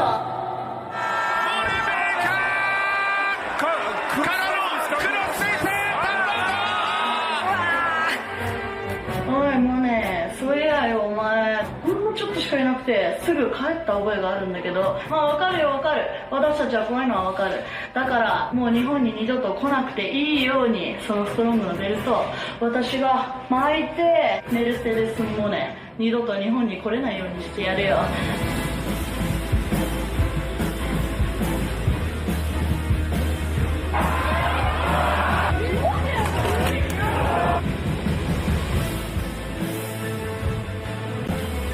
Mercedes Moné. I want you to get a real good look at what a real star looks like. There's a price to pay when you mess with Mercedes Moné. まあ私たちヘイトは世界一のユニットになるわけだから、ここで勢力拡大、まあ成金 CEO のメルセデスモネぶっ潰してやるから楽しみにしとけよ。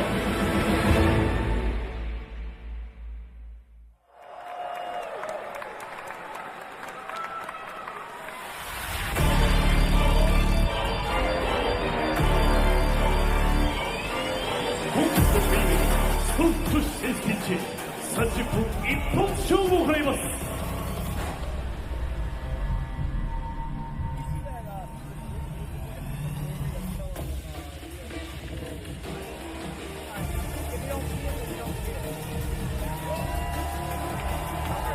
Harass, abuse, terrorize, eradicate.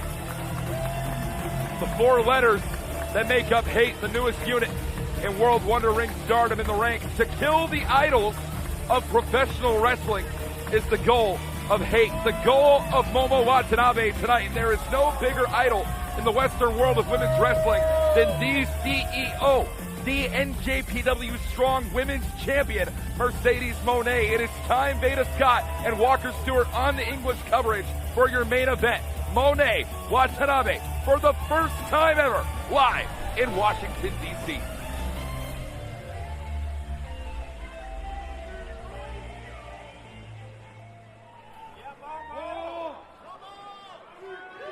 Whoa, and the energy in this room just changed.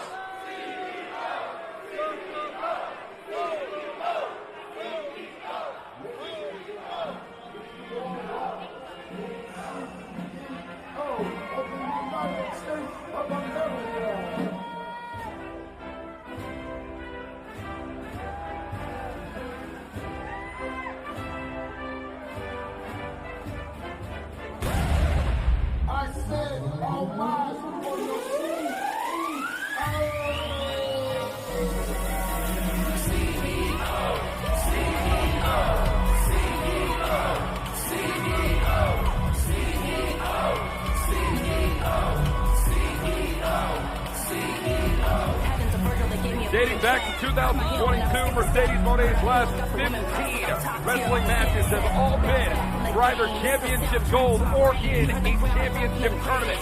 Why? Because Mercedes Moné is the standard. Mercedes Moné is the topic, is the conversation. Mercedes Moné is the blueprint for being a professional wrestler. And tonight, Mercedes Moné makes match 16 in a row with championship gold or tournament action on the line. Her second ever for the Strong Women's Championship and her first facing Momo Watanabe in either woman's career. Well, you talk about collecting gold. You can see right there, it's still around her waist, the TBS Championship. Mercedes Moné, she won it. She successfully defended it just about a week ago. She's had that time to recover and get ready for Momo Watanabe. She is determined to leave Washington, D.C. still a double champion.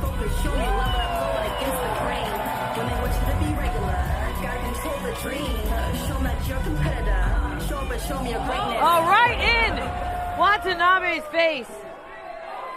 That's the confidence of the CEO.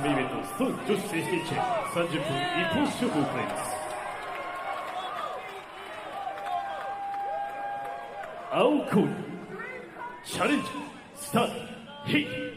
Goddess of Stardom champion, 157センチ65分ブラックピーチ渡辺桃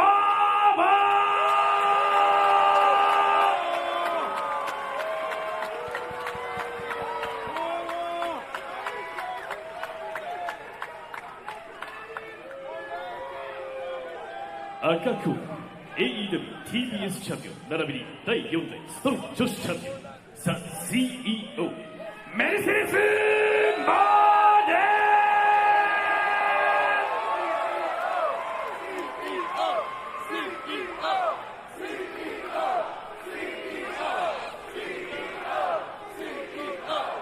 試合に先導としてチャンピオンメルセデス・モーデ選手よりチャンピオンベルトの返還でございます。Fair to claim Mercedes Moné to be a woman of elite status. NJPW Strong Women's Champion. Walks in tonight, day 62, as the fourth ever champion of said title. Her first reign was involved in the tournament to crown the first ever Strong Women's Champion. Was eliminated due to injury. Yeah, eliminated in the closing moments of the final match. Came so close to winning the Strong Women's Championship, a title that many thought she was destined to hold. Finally able to claim it.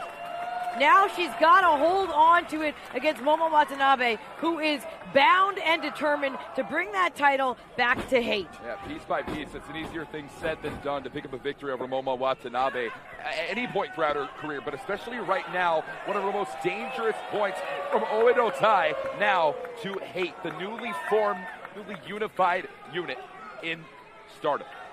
Momo has held many titles in Stardom, current Goddess of Stardom champion.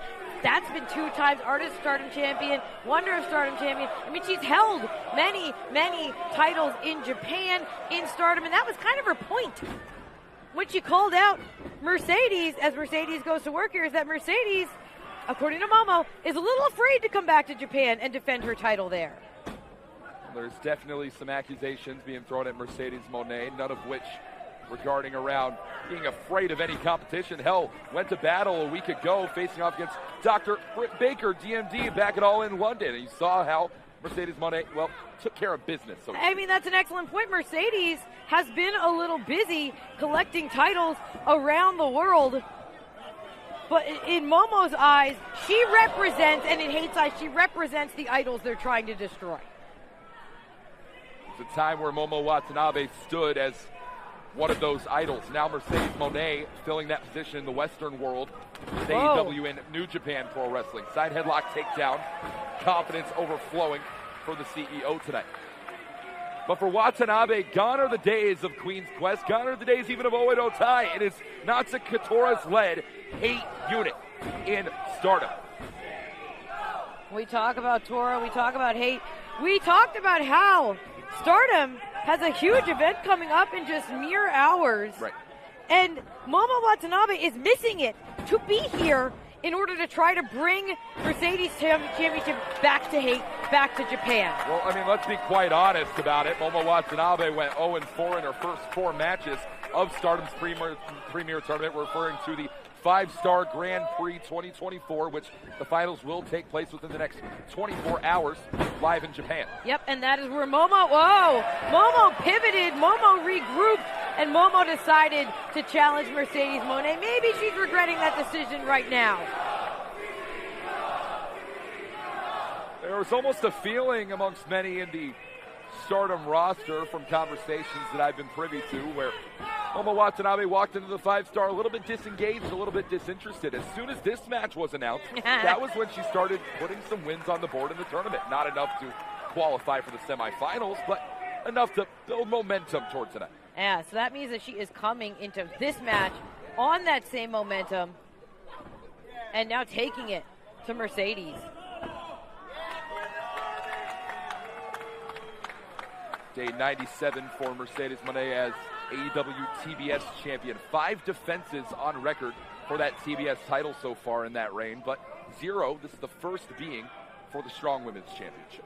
We always talk about the difficulty getting over the first hurdle of a defense. It's something that Moné has overcome recently with the TBS title. It's up on the line tonight for the Strong Women's title. You're right about that, and Mercedes knows it too.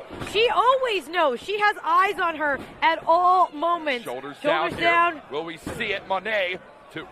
And up, springboard in. Whoa. Lucha style arm drag. Eddie Guerrero special right into the submission maneuver here from Mercedes Monet. That is a statement maker. Wrenching back on Watanabe, who is trying to reach the ropes and dragging Mercedes along with her. And it is to that bottom rope. Ankle extended for Momo Watanabe. But Mercedes is someone who all eyes are on her at all times. She doesn't get a day off from being the CEO. Sure. Oh! Ooh. Diving in with the Meteora has Mercedes Monet. Into the cover here is Monet, and it's 2 and 2 only. And Momo knows that too. She knows both the schedule that Mercedes keeps and the fact that the world is watching this match. As Momo rolls to the outside to recover. Oh, Mercedes is right there. A very different style of schedules between Mercedes Monet and Momo Watanabe. Monet less in the wrestling side of the schedule and more in the media appearance side of the schedule. Loves doing that PR, loves running her mouth, and she's very good at it, and she backs it up inside the ring. But Momo Watanabe, on the other hand, well, that time is spent wrestling inside the squared circle. 75 documented matches for Watanabe in the past calendar year. But right now, Momo went outside the ring, grabbing a chair. Again, this is not unexpected from Momo Watanabe. She came out holding... wait a minute. Oh, no. She came out holding her bat, and she's found it again. Referee Taito Nakabayashi taking down that baseball bat. Swing and a miss here tonight in D.C. And Monet back on top. Back on the middle, back on... no. Good God! Oh, that could have cracked a rib right there. Mercedes came crashing into that bat. Shot to the abdominals of the strong women's champion, and we are not looking at a very strong Mercedes Monet right now. Mercedes tumbles out of the ring. And Momo Watanabe very happy with her work here. This is also giving Momo, you can see here as she stretches out her neck, I'm sure some much needed recovery time. Doing the CEO dance. I know many have enjoyed adopting the CEO dance across AEW and New Japan, and now making its way to Stardom, albeit in a mocking fashion from Watanabe. 8. Black Peach of professional wrestling. Wants to be and two-belt Momo by the end of the night. Look Monet. at Mercedes. Look at just so scrappy and resilient. Oh, but just like that, Momo shuts it down. And Momo Watanabe wants to become strong women's champion for the first time in her career. Thinks Monet is afraid to travel to Japan to defend that title. Well, I don't know how much defending Watanabe truly wants to do of the strong women's championship, whether it's at her upcoming event in Lowell, Massachusetts, November 8th, or anywhere in Japan for that matter. Yeah, she is fully focused on taking that title back to Hate and holding on to it for as long as possible, continuing to just further their agenda. Saya Kamitani in Japan compares for her semifinal and potentially final appearance in 5-star Grand Prix in 24 hours. Watanabe is collecting gold across seas.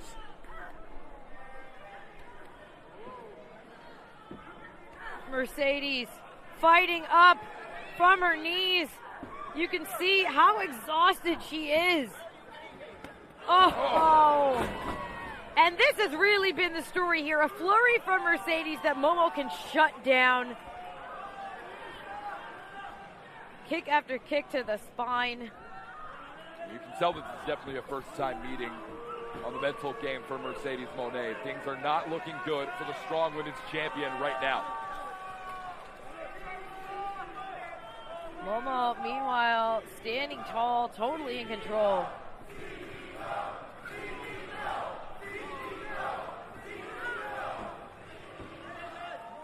Oh, this is not good for Mercedes.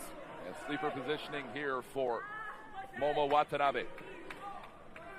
Wrenching on the neck, and oh, our official's going to need to check on this. Taito, get down there. And, oh, wait, hold on. Grasping at the clutch from Mercedes Monet.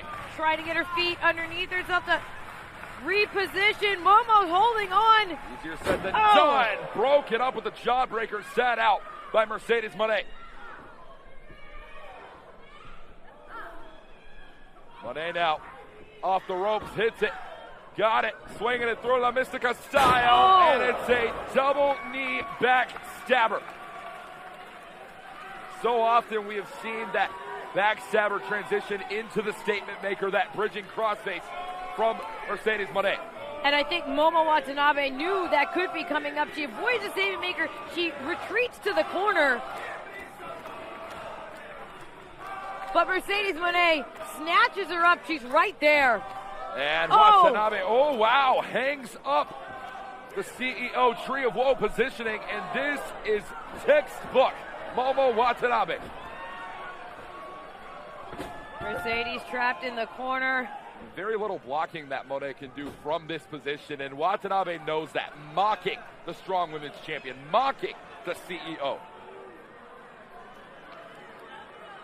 Momo Watanabe is paying for her sins right there. But still Mercedes trapped in that corner. Oh, watch that from Monet. Baited her in. Quick like a cat, and oh man, head and neck driven right in to that turnbuckle.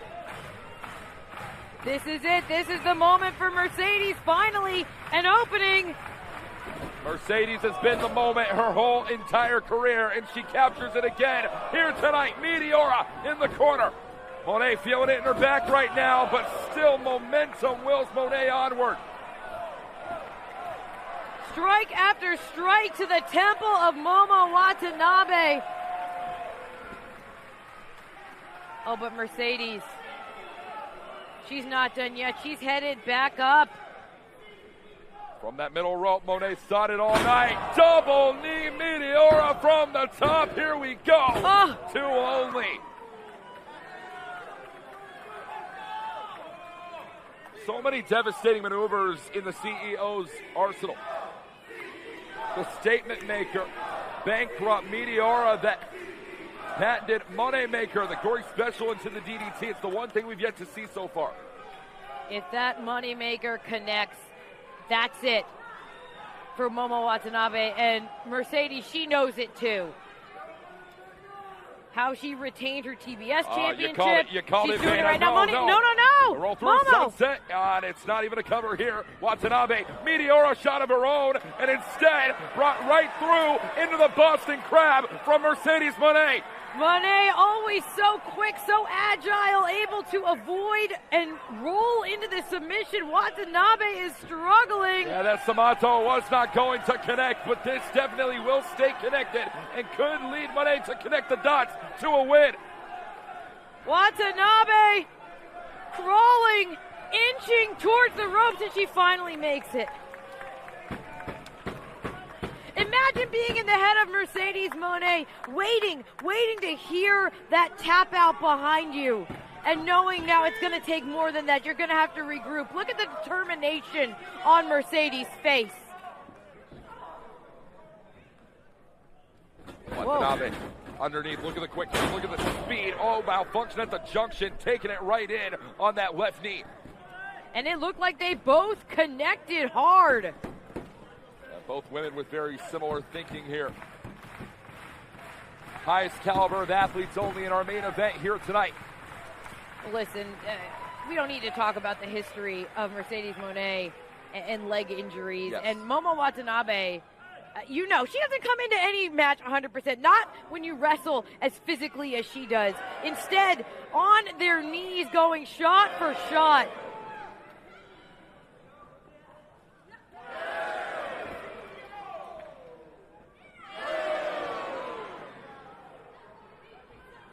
Oh, the crack of that elbow.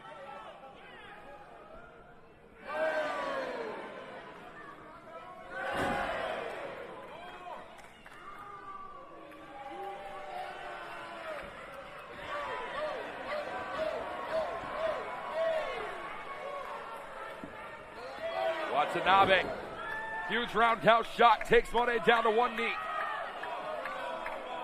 Oh, Monet, I thought she was staggered, but instead. Monet off the ropes one more time. Once it, got it. No, no, no, no.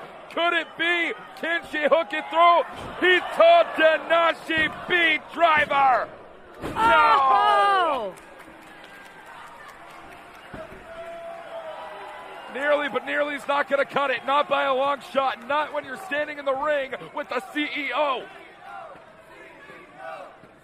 There is devastation in every movement of Momo Watanabe. She has to reposition here. Maybe thinking Peach Sunrise if she can get Mercedes to her feet. That is a massive if right here. The feet are had, but the base, the hips have to be underneath Momo Watanabe. Well, Mercedes fighting through. Rolls through, shoulders down once again, and it's one only. Monet trying to get back into control. Momo so fast, catches her. There it is. Oh, Peach Sunrise. The Black Peach of pro wrestling, Samato. Into the cover here for Watanabe. No. Can we even call that a kick out? It was like an involuntary spasm by Mercedes Monet. It was a jolt of survival. To keep her in this.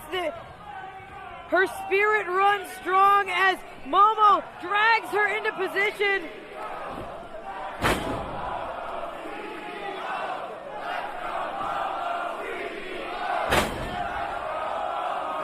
And we've seen this so many times out of Mercedes Monet, and a page out of the arsenal. Played for by Watanabe, blocked here, wanted the third amigo, and instead, Monet. Oh! Oh, now Monet rolls through.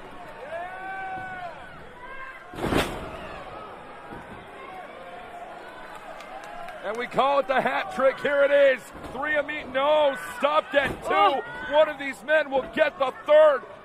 Whoa! Just back and forth fighting over this. So exhausted at this point. You have to ship your hips underneath you. Oh, no! Mercedes is done. She is out. And Momo got the third. Momo got the cover. Will she get the 3? Oh, no! how? Wow! How?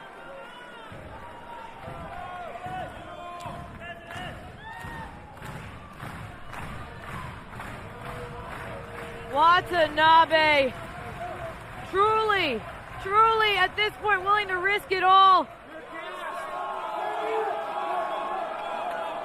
Going up top, we've seen the Samato so far tonight. Sometimes she'll dive with it. And that could be the shot looked for here, Monet. Monet not going to let it happen. Yeah, right in front of us here at the English broadcast booth, and now taking things from the heavens, and this is a dangerous spot to be. No. If you're the strong women's champion, oh my God! Superplex connects for the defense, no! Monet. Time after time after time, nothing is putting Momo Watanabe down tonight.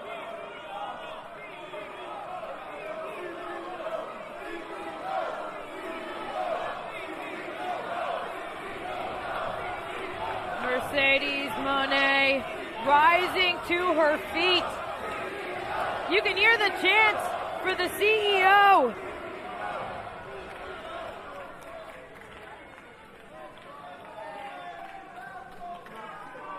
There's one statement we have yet to see all night. Moneymaker. Here comes the form here. Gory special on, but not nearly enough to connect.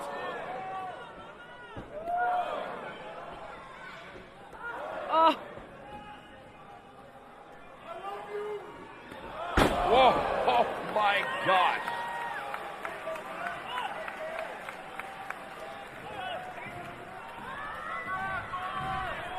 Watanabe is about to become strong women's champion.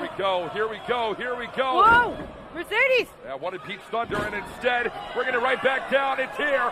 It's a statement maker from Mercedes Moné. Oh, and she has it locked on. She is wrenching back.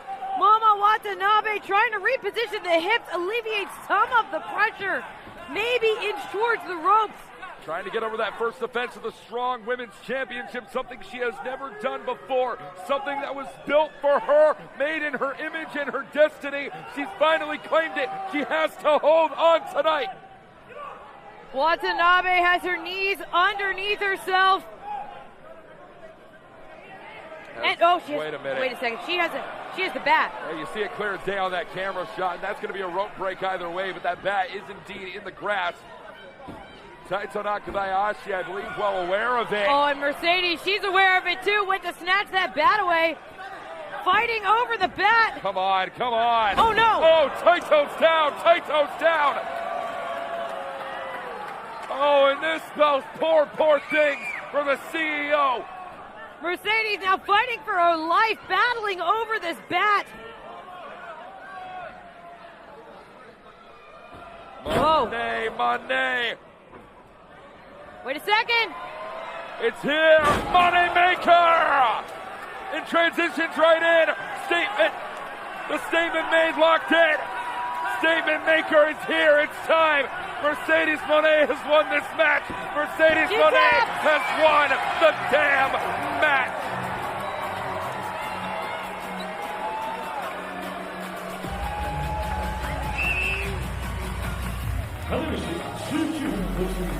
This is the official service.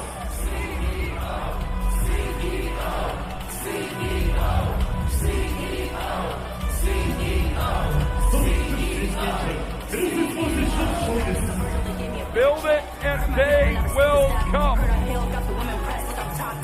The Northeast, the scene that Mercedes Moné has built. Washington, D.C. filling this arena here tonight with one goal and one goal only to watch Mercedes Moné dismantle and defend the NJPW Strong Women's Championship. What a victory for the CEO tonight in D.C. Still a double champion, Mercedes Moné. She has done absolutely everything she said she would do. She stands atop of the heap. Momo Watanabe might have wondered if maybe Mercedes is afraid to come to Japan. I think Mercedes is willing to defend these titles anywhere against anyone. What a war. The only woman in history to have held championships in all three major companies, WWE, AEW, New Japan Pro Wrestling. We're going to hear from the Strong Women's Champion tonight. Washington, D.C. Please say hello to your CEO.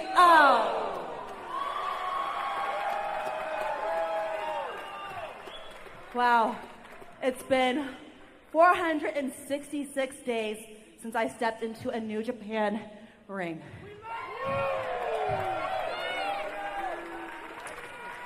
The last time I was in this ring, I thought my career was going to be over. But now I stand before you, not only your New Japan Strong Women's Champion, but your AEW TBS Champion. So promise me this, when I tell you money changes everything, I mean it. So guys, thank you so much for coming out and supporting the show. Until next time, drive home safe and keep that money in the bank, baby.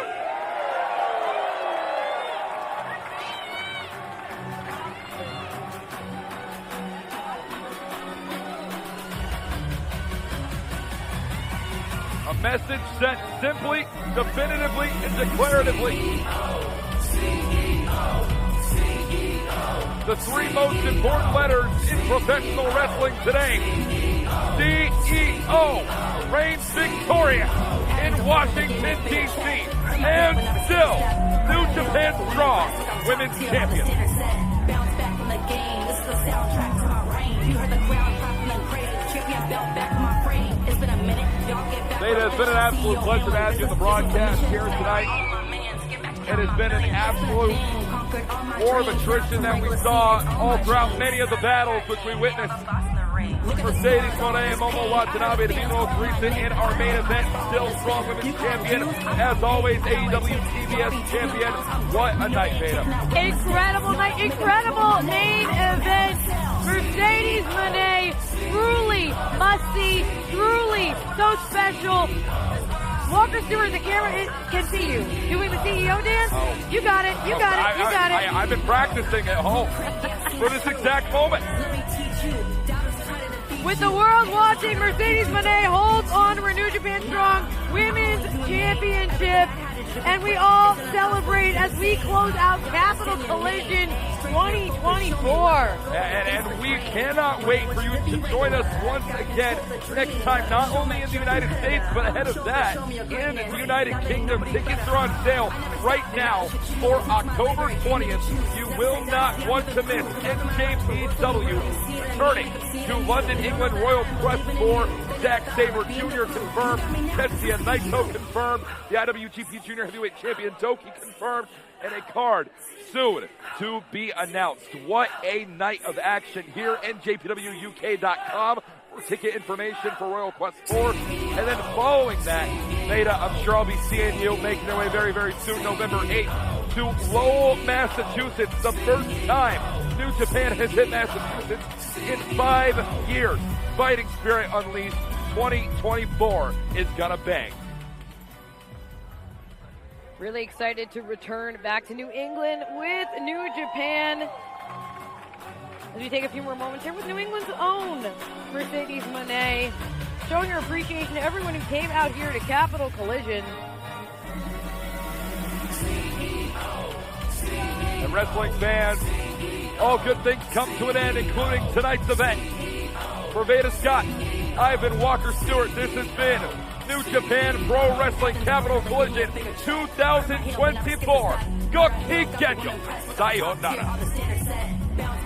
This is the soundtrack to my reign. You heard the crowd clapping and praising. Champion belt back in my frame. It's been a minute. Y'all get back when I'm finished. CEO handling business. This was the mission. Stepping on all my minions. Get back to count my millions. It's been a thing. Conquered all my dreams. Now it's a regular scene. It's all in my genes. As soon as I hear a ding, they know the boss in the ring. Look at the scars, all this pain. I heard the fans calling my name. I know the cost for all this fame. You call them dues, I call them paid. I got what it takes. Y'all be taking them L's. I'm great. No, they ain't taking that real mistake. No, I don't make them as well money. I give them hell in a cell. CEO, CEO. Cause we're all CEO. Cause we're all CEO. Cause we're all CEO. I'm the CEO. Cause I'm the CEO. Cause we're all CEO. Cause I'm the blueprint. Yeah, seems true. Let me teach you.